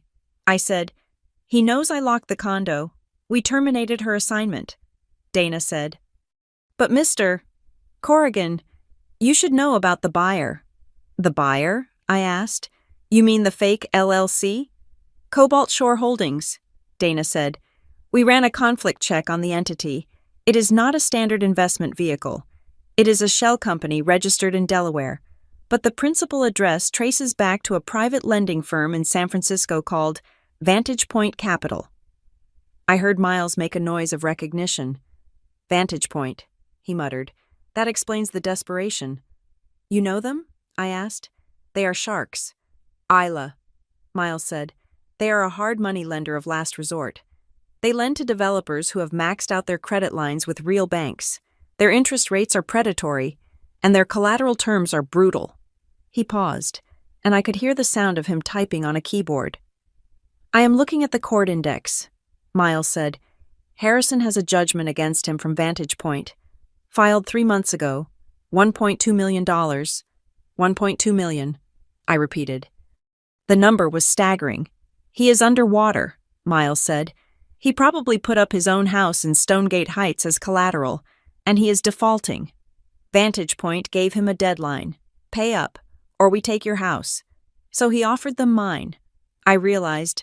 Exactly, Miles said. That is why Cobalt Shore is the buyer. It is not a sale. It is a surrender.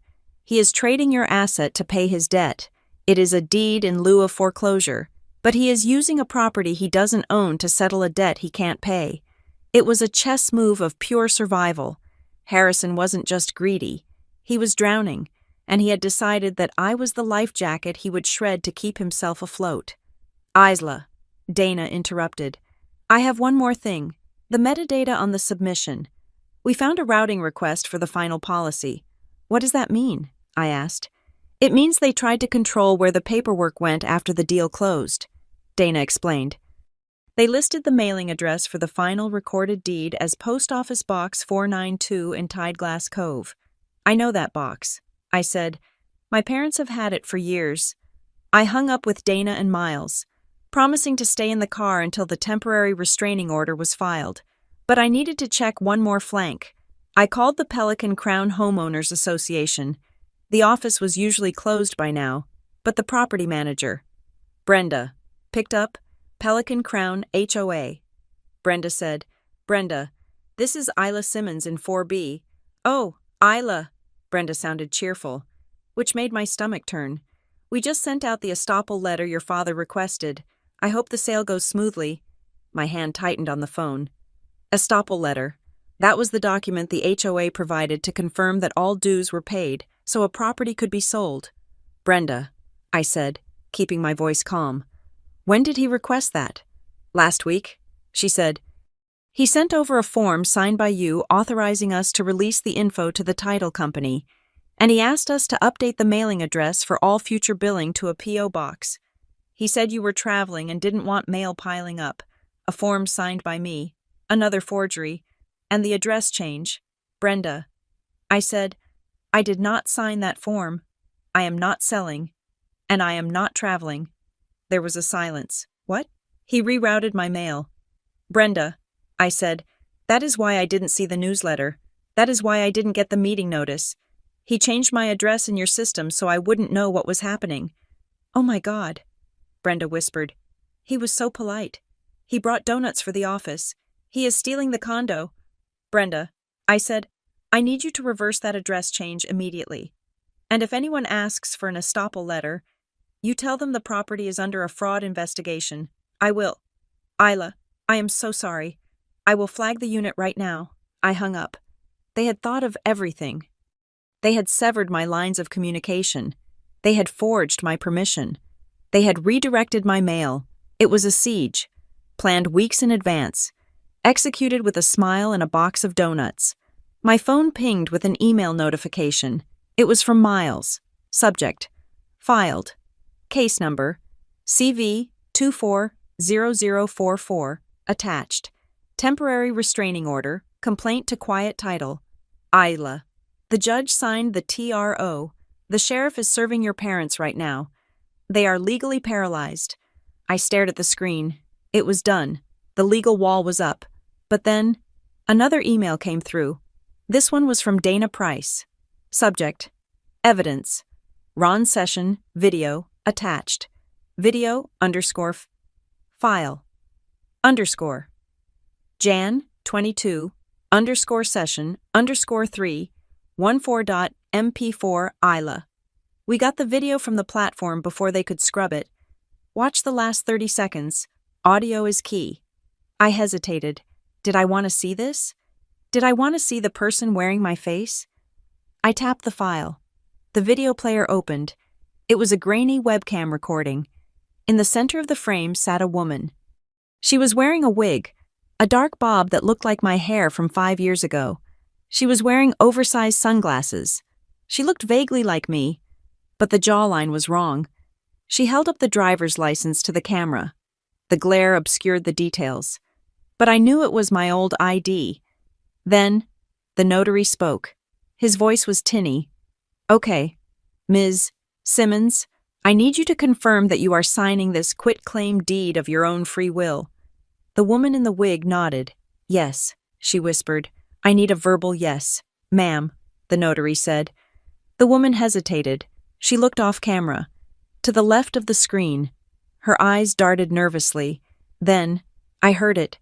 It was a whisper, caught by the sensitive microphone of the laptop. It was a voice I had heard every day of my childhood. A voice that had told me to sit up straight, to stop crying, to be grateful. Say yes. "You idiot, we are on a timer." It was Harrison. He was in the room. He was standing right there, just out of frame, directing the fraud like a movie director. The woman cleared her throat. "Yes," she said. "And do you acknowledge that you are transferring this property to Harrison and Celeste Simmons?" The woman looked off camera again. This time, there was another voice, softer, more soothing. "It's okay, sweetie. Just say yes. Then we can go get lunch. My mother, Celeste, she was there too. She wasn't just a passive beneficiary. She was the comfort crew for the imposter." I watched the woman on the screen say, "Yes." I watched the digital stamp appear. I paused the video. I zoomed in on the edge of the frame, on the left side where the woman kept looking. There, just barely visible in the corner of the shot, was a reflection in a mirror hanging on the wall of the room they were in. It was a reflection of a man in a blue polo shirt, holding a stack of papers, and next to him, a woman in a floral dress. Harrison and Celeste, caught in the reflection of their own crime scene. I took a screenshot of the reflection. I forwarded the video and the screenshot to Miles and Deputy Rourke. Me. "I have positive ID on the suspects. They are in the room. Audio confirms coercion." I put the phone down. My hands were shaking. But not from shock, from vindication. Grandpa had left me a beach house, but he had also left me the truth. He knew they would come for it. He knew they would strip the varnish off their perfect lives to get to the gold underneath. I looked at the time. 3:30. The deadline was 5 o'clock. Harrison needed that money to save his own skin, and now he had a restraining order, a frozen title, and a video of himself committing a felony heading to the district attorney. I started the car. I wasn't going home to hide. I was going to Tideglass Cove. I was going to sit on my balcony, and I was going to wait for the storm to break. Because for the first time in my life, I wasn't the one who was going to get wet. The gavel did not bang. It simply rested on the mahogany block, held by a judge whose expression had shifted from administrative boredom to profound disgust. We were in Superior Court Department 7 for the emergency hearing on the temporary restraining order. It was 48 hours after the confrontation at the recorder's office, but the timeline felt compressed, as if the last 2 days had been a single. Breathless hour. Harrison and Celeste were there. They sat on the opposite side of the aisle, not touching. My father looked smaller than I had ever seen him. The charcoal suit that usually signaled his invincibility now looked like a costume he had outgrown. His skin was gray, the color of wet ash. My mother, Celeste, wore sunglasses inside the courtroom. She was gripping her Hermes bag as if it were the last life preserver on the Titanic. My lawyer, Miles Corrigan, stood at the podium. He did not shout. He did not pace. He simply laid the bricks of the wall that would imprison them. "Your Honor," Miles began, his voice scraping against the silence of the room. "We are not dealing with a simple property dispute. We are dealing with a systemic, multi-layered conspiracy to defraud the plaintiff, Isla Simmons, of her primary residence." He projected the evidence onto the screen. First came the audit trail from the recorder's office. The red stamp of the fraud hold looked like a gunshot wound on the screen. Next came the IP logs. Miles pointed to the highlighted line, the attempted submission of the deed of trust. Miles explained, timed at 2:53 p.m. on Tuesday. The IP address traces directly to a residential router in Stonegate Heights.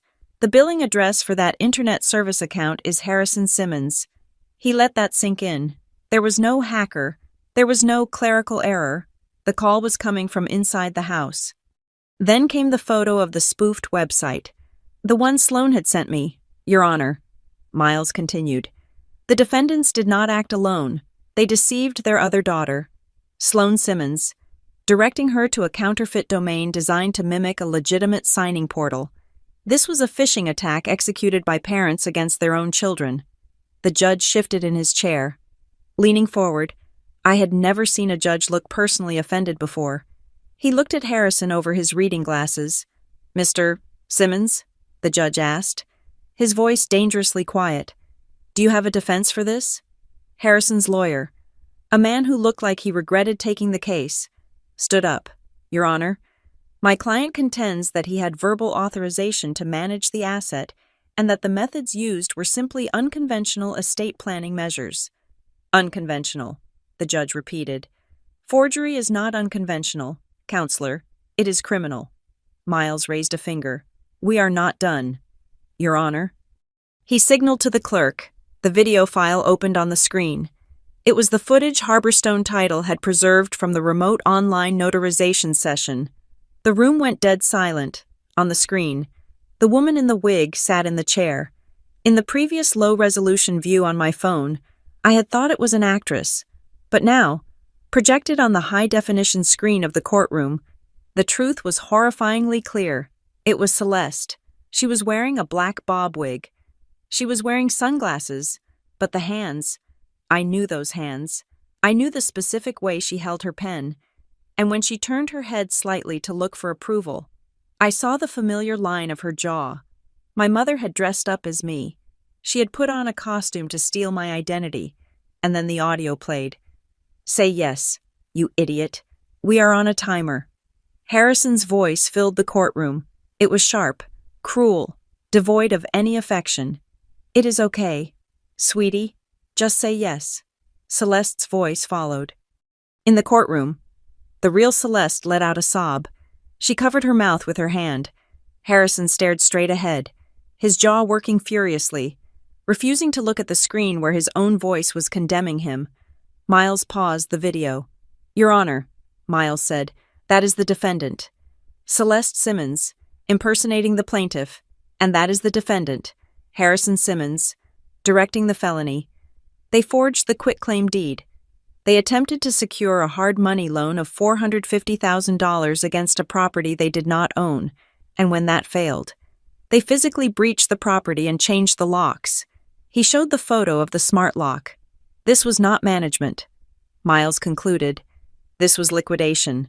They were cashing out their daughter to pay their own debts. The judge didn't even look at the defense attorney. He picked up his pen. The court finds that the plaintiff has met the burden of proof for the preliminary injunction. The judge said, the quitclaim deed recorded on January 22nd is hereby declared void ab initio. It is a forgery and a nullity. The clerk is ordered to strike it from the chain of title immediately. He wrote furiously on the docket. The court further orders that the attempted deed of trust is permanently rejected. The temporary restraining order is converted to a permanent restraining order. The defendants, Harrison and Celeste Simmons, are prohibited from coming within 500 yards of the plaintiff or the property at 12 Pelican Way. They are prohibited from contacting the plaintiff, the homeowners association, or any financial institution regarding this property. The judge looked up, and regarding the lock, Mr. Simmons, you will turn over the access code to the bailiff immediately. If you fail to do so, you will be taken into custody for contempt of court right now. Harrison stood up. His hands were shaking. He wrote the code on a slip of paper and handed it to the bailiff. He looked like a man who had been hollowed out, but Miles wasn't finished. One more thing. Your Honor, Miles said. He walked back to his table and picked up a single sheet of paper. It looked old. The edges were slightly yellowed. My grandfather's lawyer turned to the courtroom. Throughout this ordeal, the defendants have relied on the assumption that if they could just forge a signature, they could trick the system. Miles said, they believed that the deed was the only lock on the door. But Walter Simmons knew his son better than that. He held up the paper. This is a protective memorandum of title, Miles announced. It was drafted by Walter Simmons and recorded confidentially with the county clerk's special fraud unit 3 years ago. I stared at the paper. I had never seen it. Grandpa had never shown it to me. This memorandum, Miles explained, dictates that no transfer of title regarding 12 Pelican Way, whether by deed, trust, or lien, can be validly indexed after the death of Walter Simmons unless it is accompanied by a specific, 6-digit internal authentication code known only to the grantor and his designated successor. The courtroom went silent again. Harrison's head snapped up. "You mean," Harrison whispered. Miles said, looking directly at my father, "that even if you had succeeded in the forgery, even if the notary had stamped it, and even if the fraud alert hadn't caught it, the recording system would have automatically flagged it as invalid 24 hours later because you didn't have the code." Miles smiled. A thin, sharp expression. "Walter knew you would try this. Harrison, he didn't just give Isla the house. He installed a dead man's switch. You were never going to win. You were fighting a ghost who was 3 steps ahead of you." I felt a lump form in my throat. Grandpa, he hadn't just left me a condo. He had left me a fortress. He knew the nature of the people who raised me, and he had built a wall they couldn't climb. Invisible and unbreakable. The judge shook his head. It seems Walter Simmons was a very prudent man. The gavel finally banged. Hearing adjourned, the fraud packet is to be transferred to the district attorney's office for criminal review. As the courtroom cleared, Deputy Rourke was waiting by the doors. He wasn't smiling. He was holding a file. "Ms. Simmons," he said as I walked out. "Deputy," I said. "We have the judge's order," he said, "and we have the video. The district attorney is issuing warrants for forgery, identity theft, and attempted grand larceny. We are picking them up in the parking lot." I looked past him, through the glass doors. I saw my parents walking toward their car. They were arguing. Harrison was gesturing wildly, blaming her. Celeste was crying. They weren't going home to Stonegate Heights. They were going to Central Booking, and from what Miles had told me, they wouldn't have a home to go back to anyway. The deadline for Vantage Point had passed. The Sharks were coming for their house. I felt a hand on my arm. It was Sloane. She had been sitting in the back row, silent as a ghost. She looked tired. Her eyes were red. "Isla," she said. I turned to her. I didn't know what to expect. Blame? Anger? Sloane took a breath. "I sent the statement," she said, "and I gave Rourke the text messages." "I know." I said, "You did the right thing."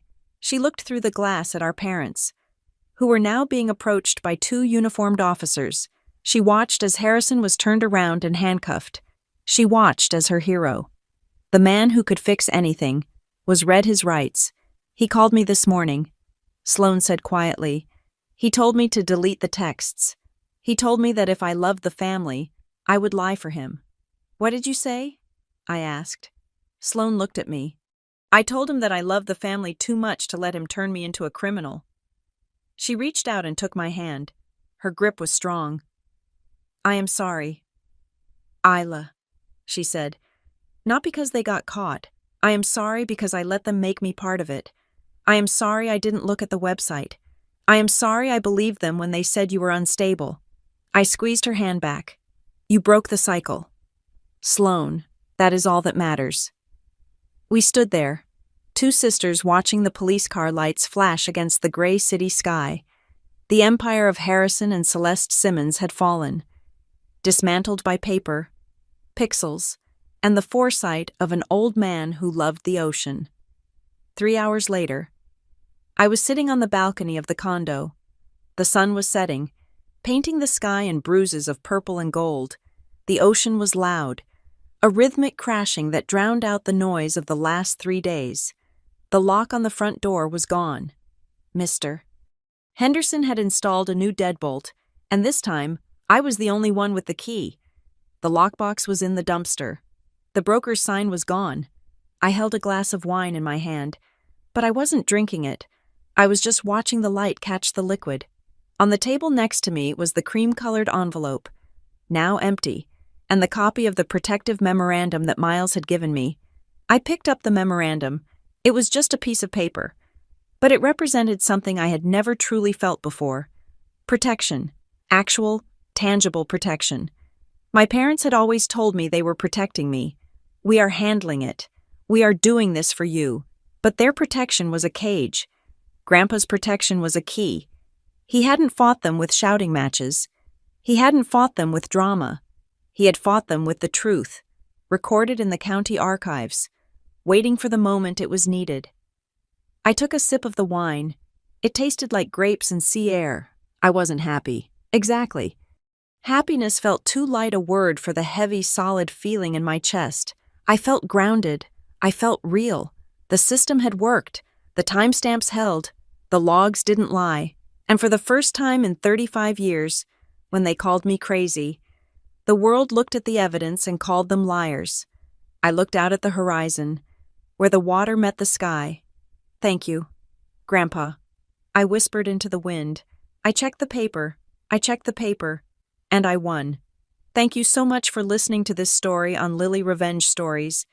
It has been a wild ride through the dark side of family and finance, and I hope it reminds you that the truth is always worth fighting for. I would love to know where you are tuning in from right now. Are you listening on your commute? At the gym? Or maybe relaxing at home like Isla on her balcony? Drop a comment below with your location and let me know what you would have done if you found that lockbox on your door. If you enjoyed seeing justice served cold and precise, please hit that like button. Subscribe to the channel for more stories of vindication. And don't forget to press the hype button to help this story get recommended to more people. Stay safe, check your paperwork, and I will see you in the next one.